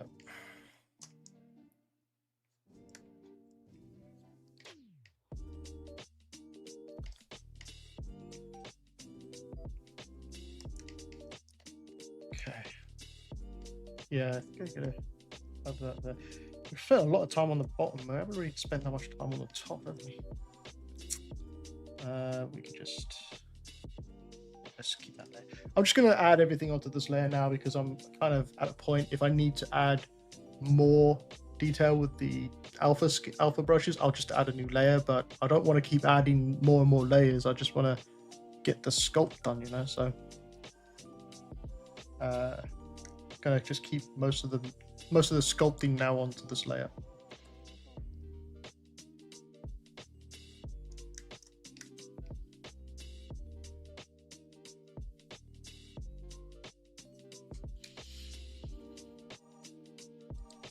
Yeah, exactly. Charlie says, no wonder gore is getting more and more realistic in CGI. Yeah, it's because they literally sculpt and scan real people. It's actually quite sad to see that stuff. It's not traumatizing, but it's just kind of daunting, you know. If you haven't got the stomach for it, it can be quite daunting to see a cadaver.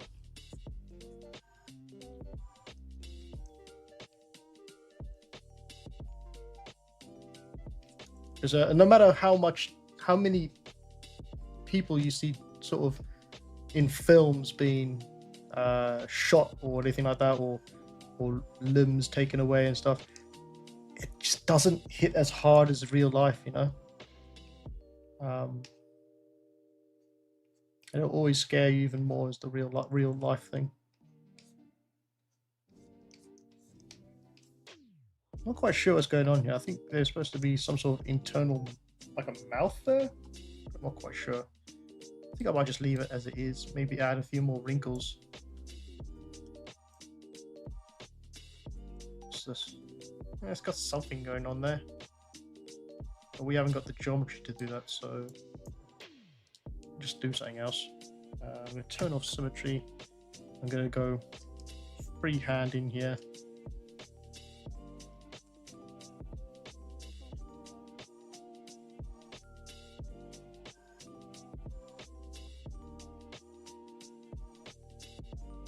It's good to have some asymmetry on your model, especially near the midsection of your creature.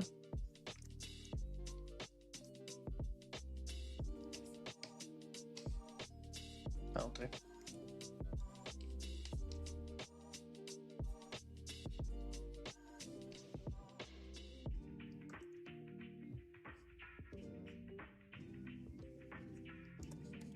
Yeah, I mean, you could go for hours doing this stuff, doing all this detailing.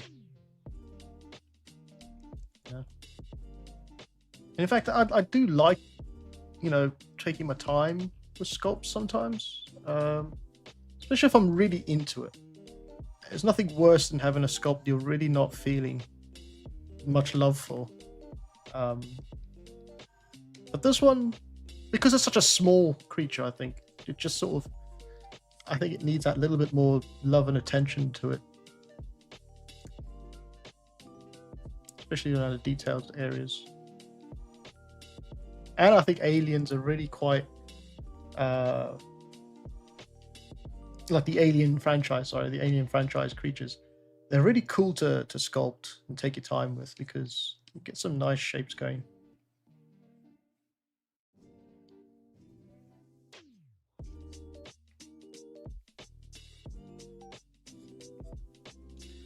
Got one here from Tomorrow saying, I remember my tutor in film school saying that the facehugger design was every man's fear. Then, oh, I can't say this word, sorry. That last bit was Latin. I'll let you figure out what that means. Okay. Yeah, I think it is it's not as bad as that film that literally scared the big Jesus out of men for a long time. Teeth, I think it was called. Yeah, that was more scary. I think I'd be more scared of that than the face hugger, you know.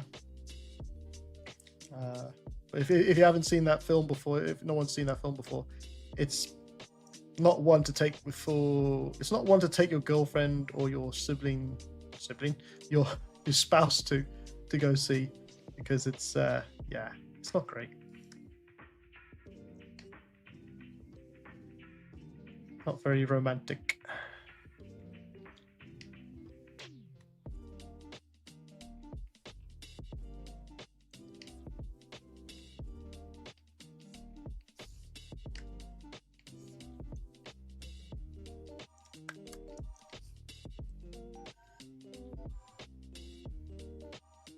I saw another film.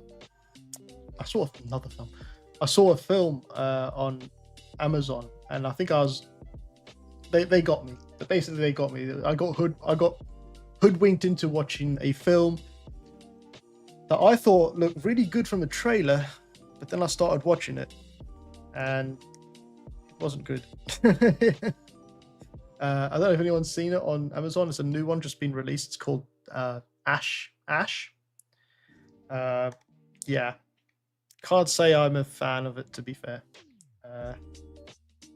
It's one of those deceiving films that has a deceiving trailer to it. So the trailer depicts it as a kind of spooky horror type film. That's good, yeah.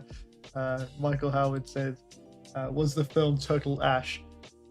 It was total ash, apart from the very end. The very end was actually not bad. They had a really cool creature in it.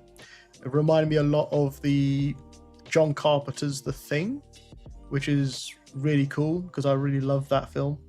Not the remake, but the original. The remake's not bad. It's just weird because I don't know who's seen John Carpenter's The Thing and then the remake, well, not the remake, the Thing prequel, I think it is. But the Thing prequel is supposed to be set before The Thing, John Carpenter's The Thing, right? And so it's weird because the technology in the prequel is 2020 technology, but then it links to the original film at the end where all the technology is old because the original film was made in the 90s, late 80s, I guess. And so the technology doesn't match with what's going on at the end of the prequel, because at the end of the prequel it's supposed to link up to the Thing, John Carpenter's The Thing, and it just didn't make any sense. I like the way they tried to link it, but yeah, I think they failed on that one.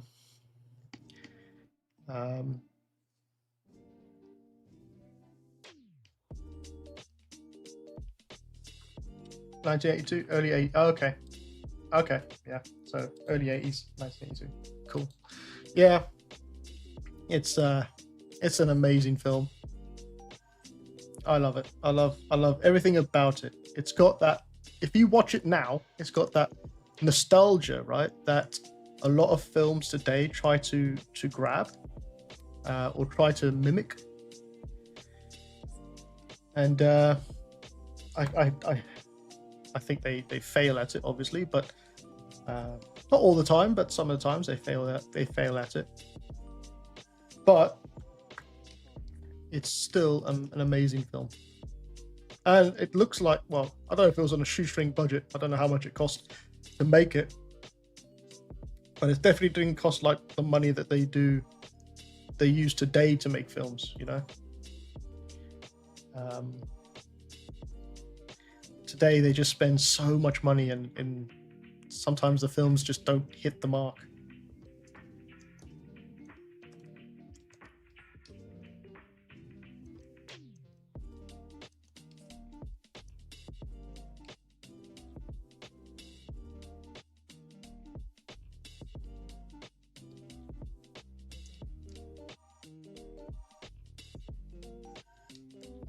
Yes.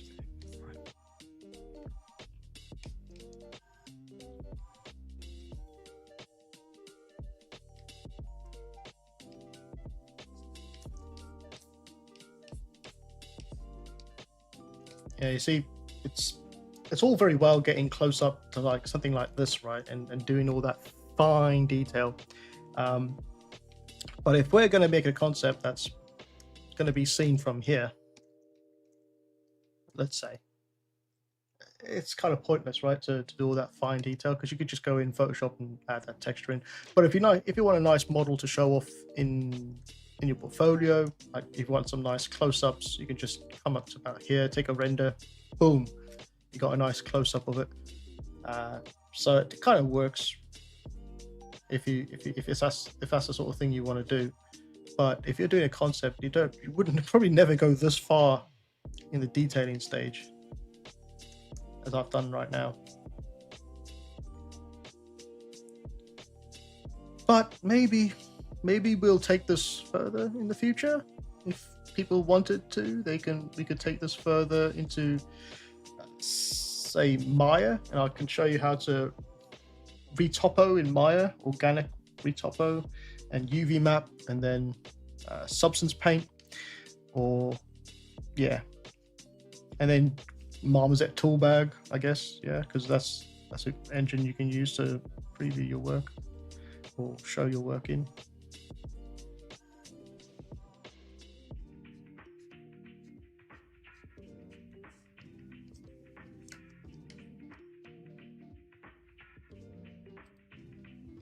Yeah.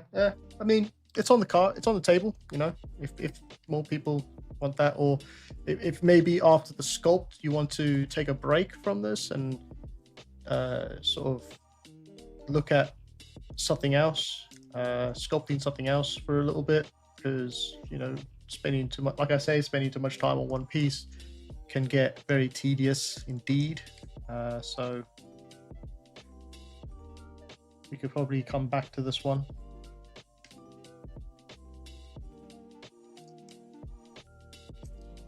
I haven't even started these pieces yet.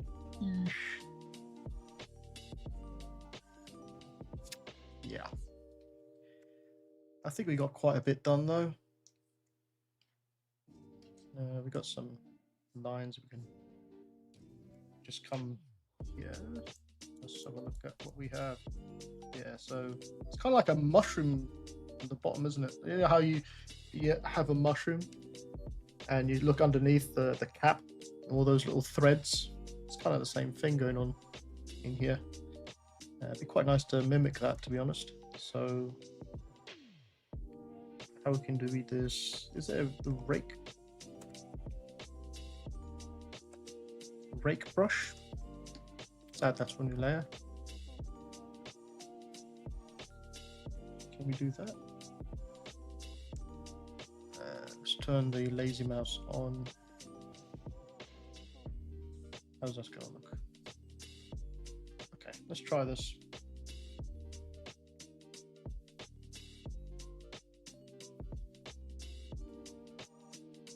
It's gonna work.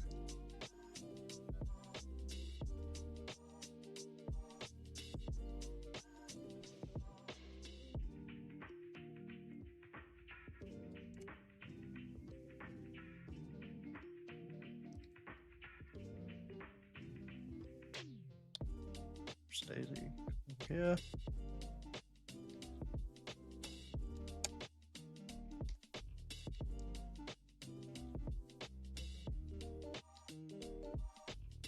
Turn this down a bit. Okay. Layer. Just gonna smooth out beginnings and ends. Standard brush.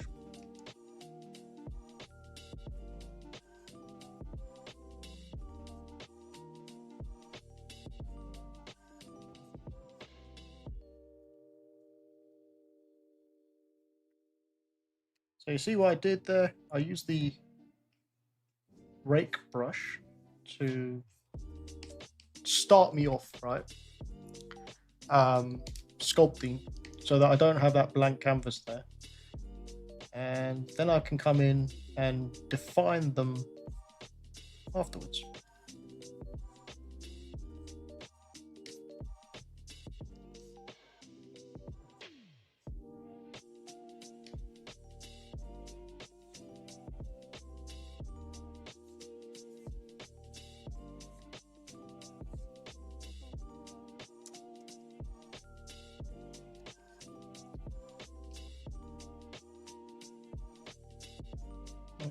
I see they've fanned them out there. Maybe we should do that as well. So I'm going to delete that one and that one.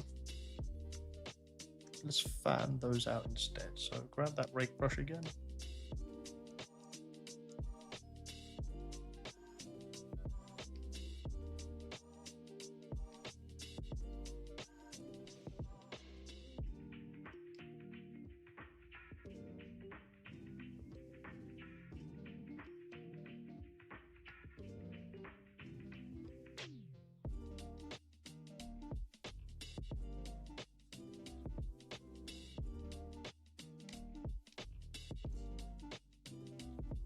That's going to do for now. Let's smooth out those ends.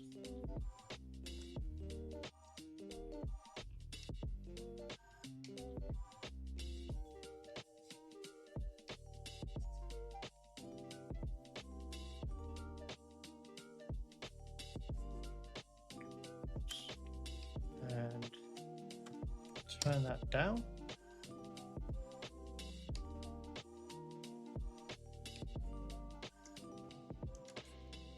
And come in with the standard brush and clean it up.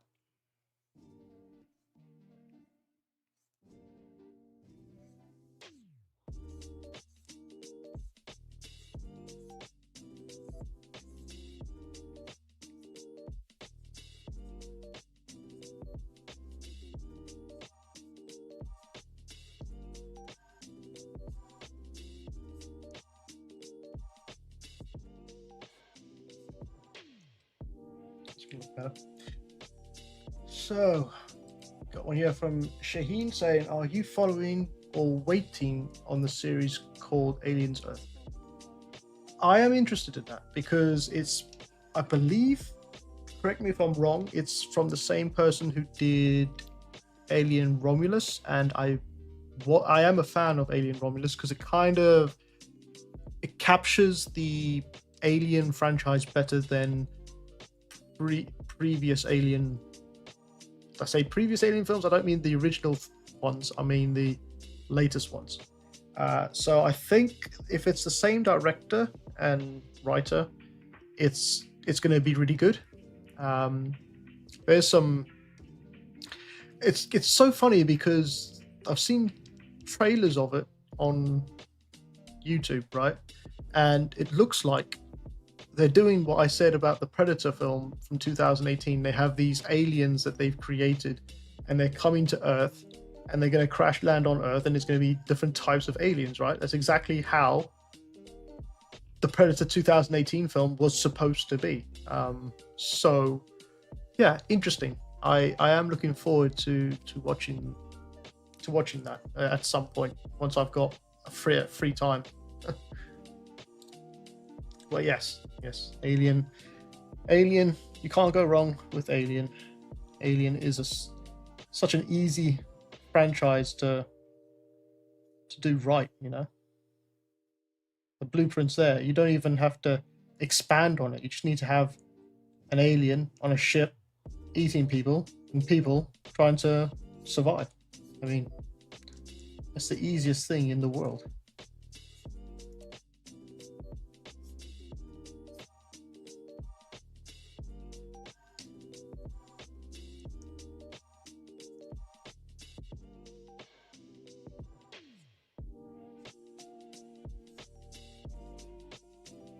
And I think that's what I liked about the original Alien films, is that they didn't try to humanize the aliens. Well, maybe Alien 4. There was a lot of alien humanizing in that, but they were always just a creature, especially the first and second.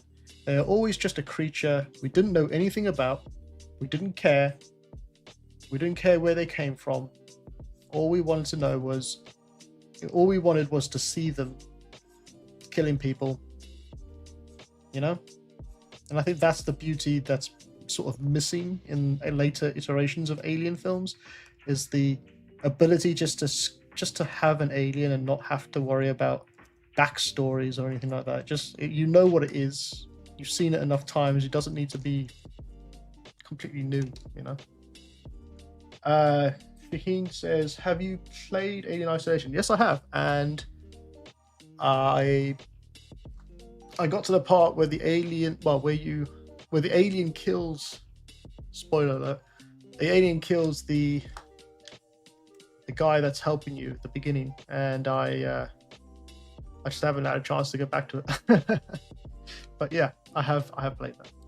I got one here from Joseph saying, yes, it's a same issue like with the Thing and Thing prequel. Romulus has the same technology that we've seen in other movies, but in Prometheus and Covenant we've seen more enhanced technology. Yeah, the whole universe of like continuity is just all over the place with these alien films and stuff. I like the original Alien universe, you know, the one with the Nostromo and the mining vessel and the sort of technology they had, because it was the 80s, it was 80s or the 90s, it was the 80s or the 90s vision of the future, right? And so they still had peppered in there iconic things that would have been nostalgia on Earth in actual 1980s, which for some reason it just fit the universe of Alien, even though it's supposed to be set years away from the 1980s or the 1990s or 1970s. Sorry, it still fit, and it, you know, I think that's the sort of thing they're trying to recapture with these Alien films, is that nostalgic play. But I think ever since mobile phone and technology has sort of skyrocketed, right, like technology, it's harder to have nostalgic things in films today. So if you made an Alien film today, what would you put in it that could be seen as nostalgic 10, 20 years later, you know? I think that the invention, I mean, it's always great to have the invention of mobile phones and social media and all that sort of thing, but there's nothing really nostalgic coming out, is there? It's nothing really nostalgic. Have you guys ever watched the Netflix series, The Toys That Made Us, or The Films That Made Us? The Toys That Made Us is more the way I'd go, but you just watch those and you just, now that's pure nostalgia, because all those toys were, when I was growing up, I had a few of those toys, but not all of them. Not all of them, because they were before my time, but even I still feel nostalgia for it.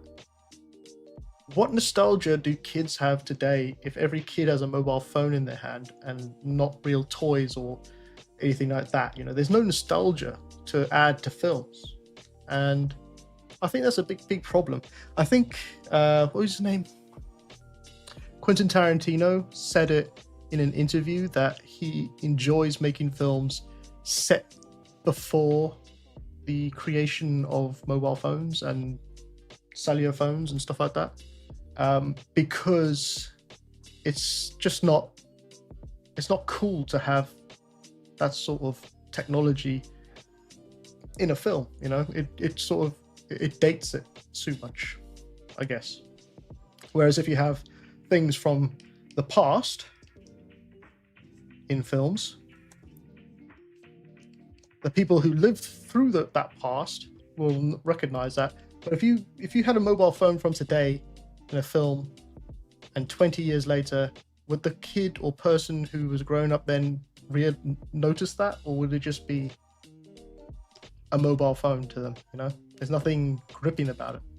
So I guess, long story short, I love the universe of Alien, of the Alien franchise, and the sort of real, not rustic, but the real grittiness of the universe. I don't like it when it's all clean and tidy and, you know, hovering buttons and stuff like that. That's Marvel. That's Iron Man. That's that stuff. That's that technology.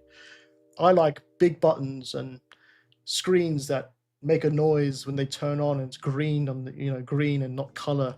That's the sort of thing I like with an Alien film, especially with the sound. I mean, the sound is just like half the film, you know. I got one here from Tomorrow saying, if you think about it, the dramatic problems in all our favorite 80s and 90s movies could probably be solved by the characters using a mobile phone. Yeah. Could you imagine Die Hard if he just had a mobile phone, you know?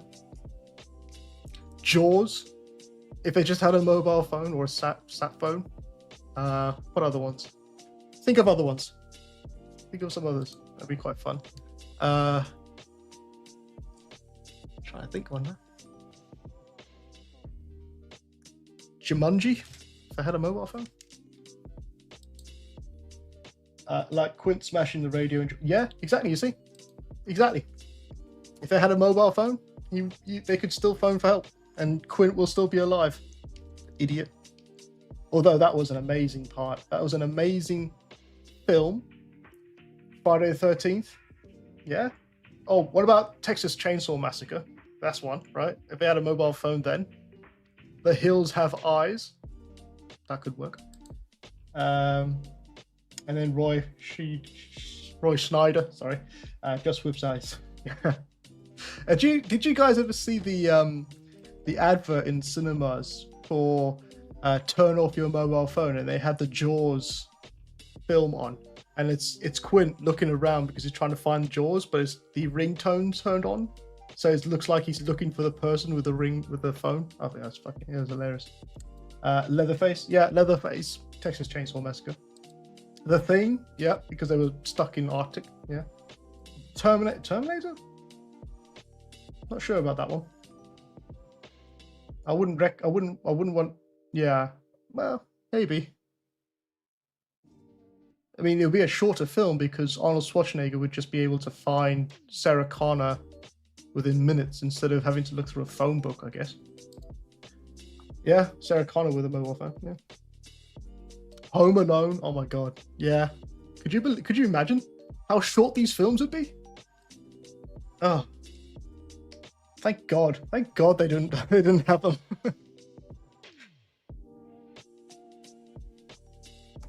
Right.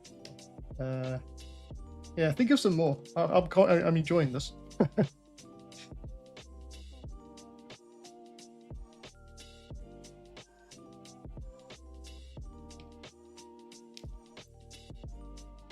He says, but your perspective's better. Arnold would hunt her down in a minute. Yeah, I mean, to be honest with you, he's a robot. Oh, I guess he's got nothing to plug himself into because he went back so far, didn't he? Yeah, makes sense. The Exorcist. Yeah, imagine FaceTime in The Exorcist and the priest's not even there. That still makes me laugh. The what do you call it? The parody of that. Scary Movie 2. When the priest walks into the room, sees the little girl for the first time, and just turns around and says, "Fuck this," and just walks out. Hilarious, like the best comedic timing ever.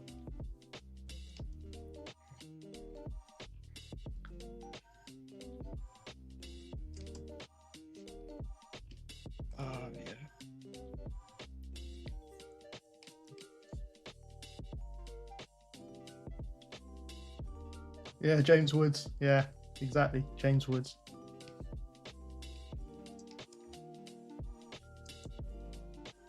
Oh, yeah. Thank God it's Friday. I'm telling you, well, tomorrow. Not Friday today, tomorrow. It's been a long week.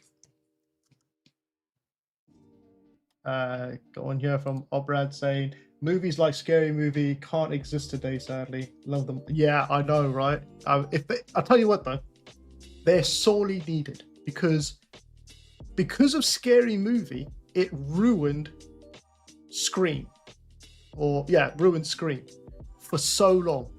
And that was like the era of making fun of very serious films or serious films within Hollywood.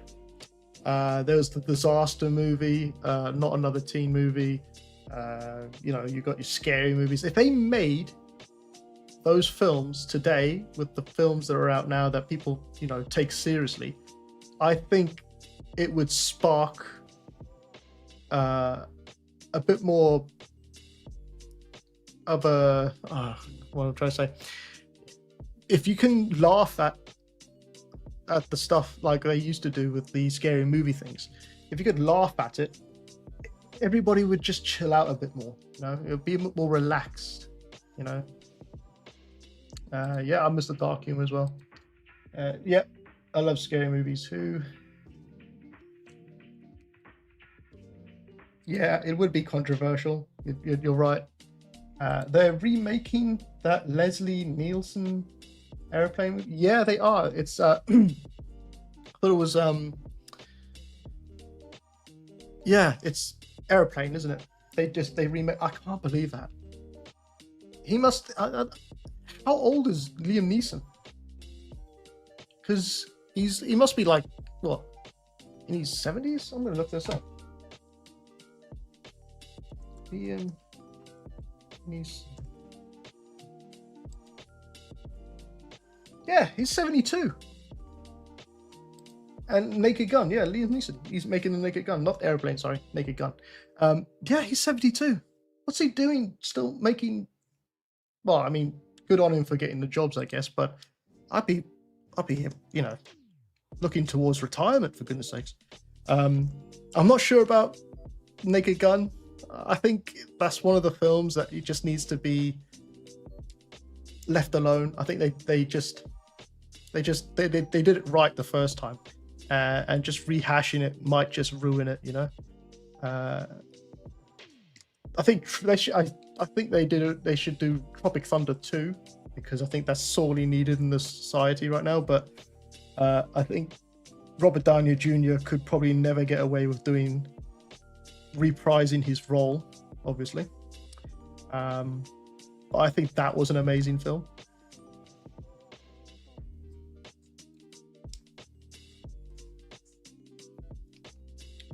What am I doing here? What's going on there?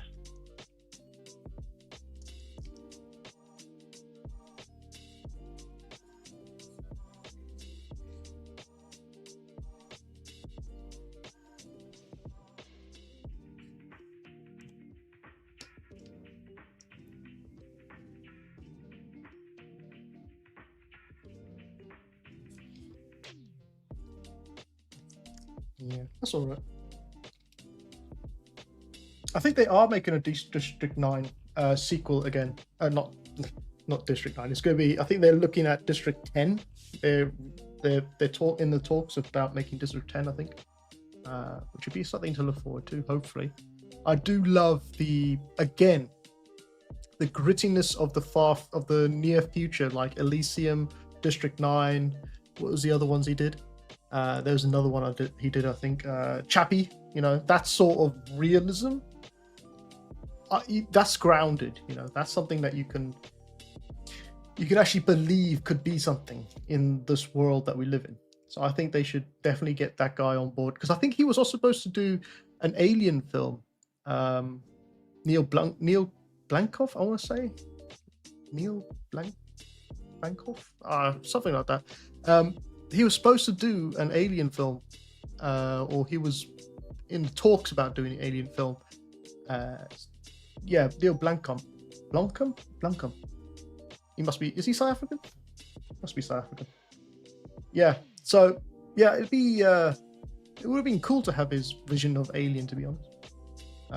Got one here from Obrad saying Monty Python movies are legendary too.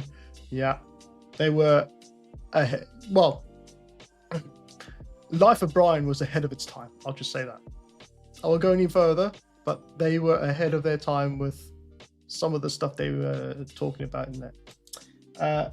I may spell that. That's all right. Don't worry about spelling. I spell everything wrong. Yeah. His vision of the near future stuff that he created for, especially Elysium, it really was dystopian, you know? Very dystopian indeed.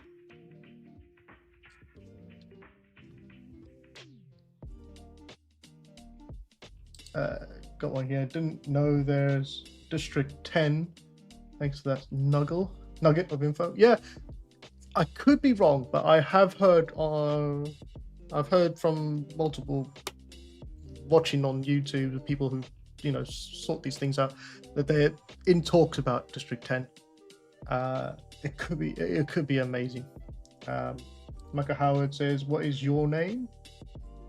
What is your quest? What is your favorite color?"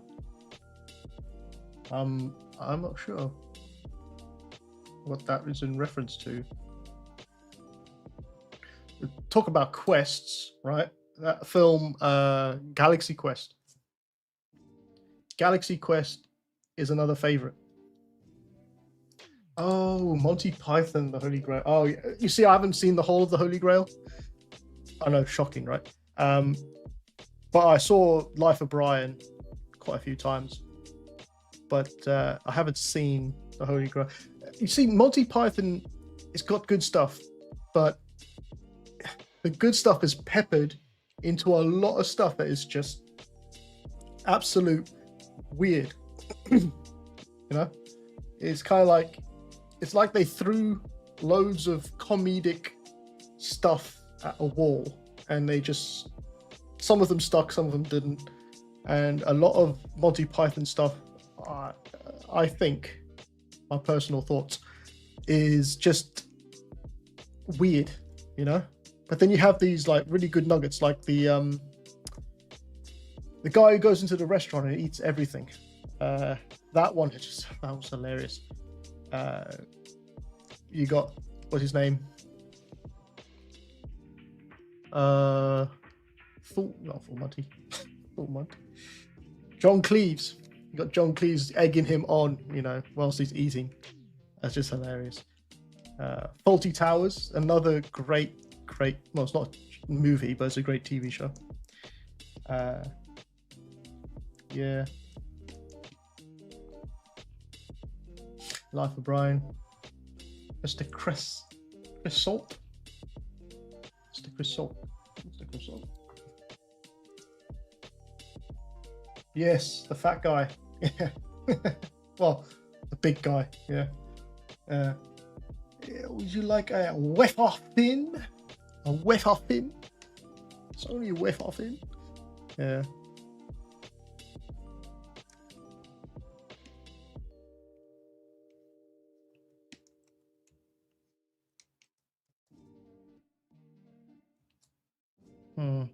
I think I'm gonna stop there for tonight. I think there's some stuff I need to clean up on the creature, but it's not looking too bad. It's getting there. It's probably maybe one more Thursday night stream for the detailing. I might just do a little bit more off screen, and I'll show you what the result is next week. But yeah, I think it's coming along quite nicely, and it's kind of unique to our own design as well. It's not copying 100% what we see there. Yeah, cool. All right, I think I'm going to end it there, guys. It's like nearly 2.5 hours. I should be in bed right now. I've got the gym in the morning. Yeah, so we're going to leave it there. I'm going to turn that off. Gonna go back to here. Right. Oh, I can see the sweat coming off my face. Cool. I'm gonna just run through real quick. If you want to become a member, you can become a member. You can grab all these archive live streams, as well as the Monday live stream, which is a tutorial on a dragon, how to sculpt a dragon inside of ZBrush. You can become a Patreon, tier 3, and you get the same archive live streams, but you also get access to the the project files. You can also buy tons of stuff on my ArtStation, Gumroad, Flip Normals, and CubeBrush stores online. Descriptions in the links are in the description below. And finally, I just want to say thank you to my YouTube members. So let's get through this. I'm really bad with names. We've got RG Gaming, Mehmet Garcia, an Asian name I can't say because I can't read Asian writing. Sorry. Khalil, Wesley, Ivan, Maria, Nicholas, Tia Pong, and Japanese friend. Again, I can't read Japanese. Joseph Bonkowski, Jace Burgoyne, Dave Newhouse, Mateo Selek, Alpa Natif 35, which I'm pretty sure that is a shampoo brand. Ganesh and Joe. Luis Pratias. Going to the Patreons, I have Alan CE, Alberto, Anika, Best in Shot, Captain Puffer, Gradual Boredom, Jason Ikano, just gonna say Jason, Joseph Polkowski, Jude Highland, Kelvin, King Amp, Chrono, Lost in Limbo, Maki 903, Rafael Diaz, Fabiso Malapo, Thassa, Tom Euro, and in tier 3, Aaron Todman, Ganesh, Owen Vandermine, Hofi76, and Jimps. Some of these names, I swear to God, they just do it to make my life a living hell. And finally, I'll just remind you, I am working on a Substance Painter tutorial for beginners, and I'm just finishing off the last few videos, and that will be available on my online stores very shortly. I'll let you know when that is. Look out for the tutorial trailer, which I have created. I'll be putting up on YouTube and Instagram and all the other socials, so you'll know when that is available. And yeah, that's about it. Just going to check my comments quick. Got one here from Shaheen saying cheers, all have a great Friday. Celestials, thanks for the stream. Michael Howard, good night. And Tomoro saying thanks, you pronounced my name right. Oh, thank God. Yeah, cool. Thank you very much, guys. Just gonna turn the music off because it's driving me crazy. And I hope you all have, if I don't see you on the Discord, I hope you have a great weekend. It's a long weekend on my end, so I've got Monday off, thank God. But yeah, have a great weekend, people. And I'll see you all on Monday for the Dragon Sculpt. Take care.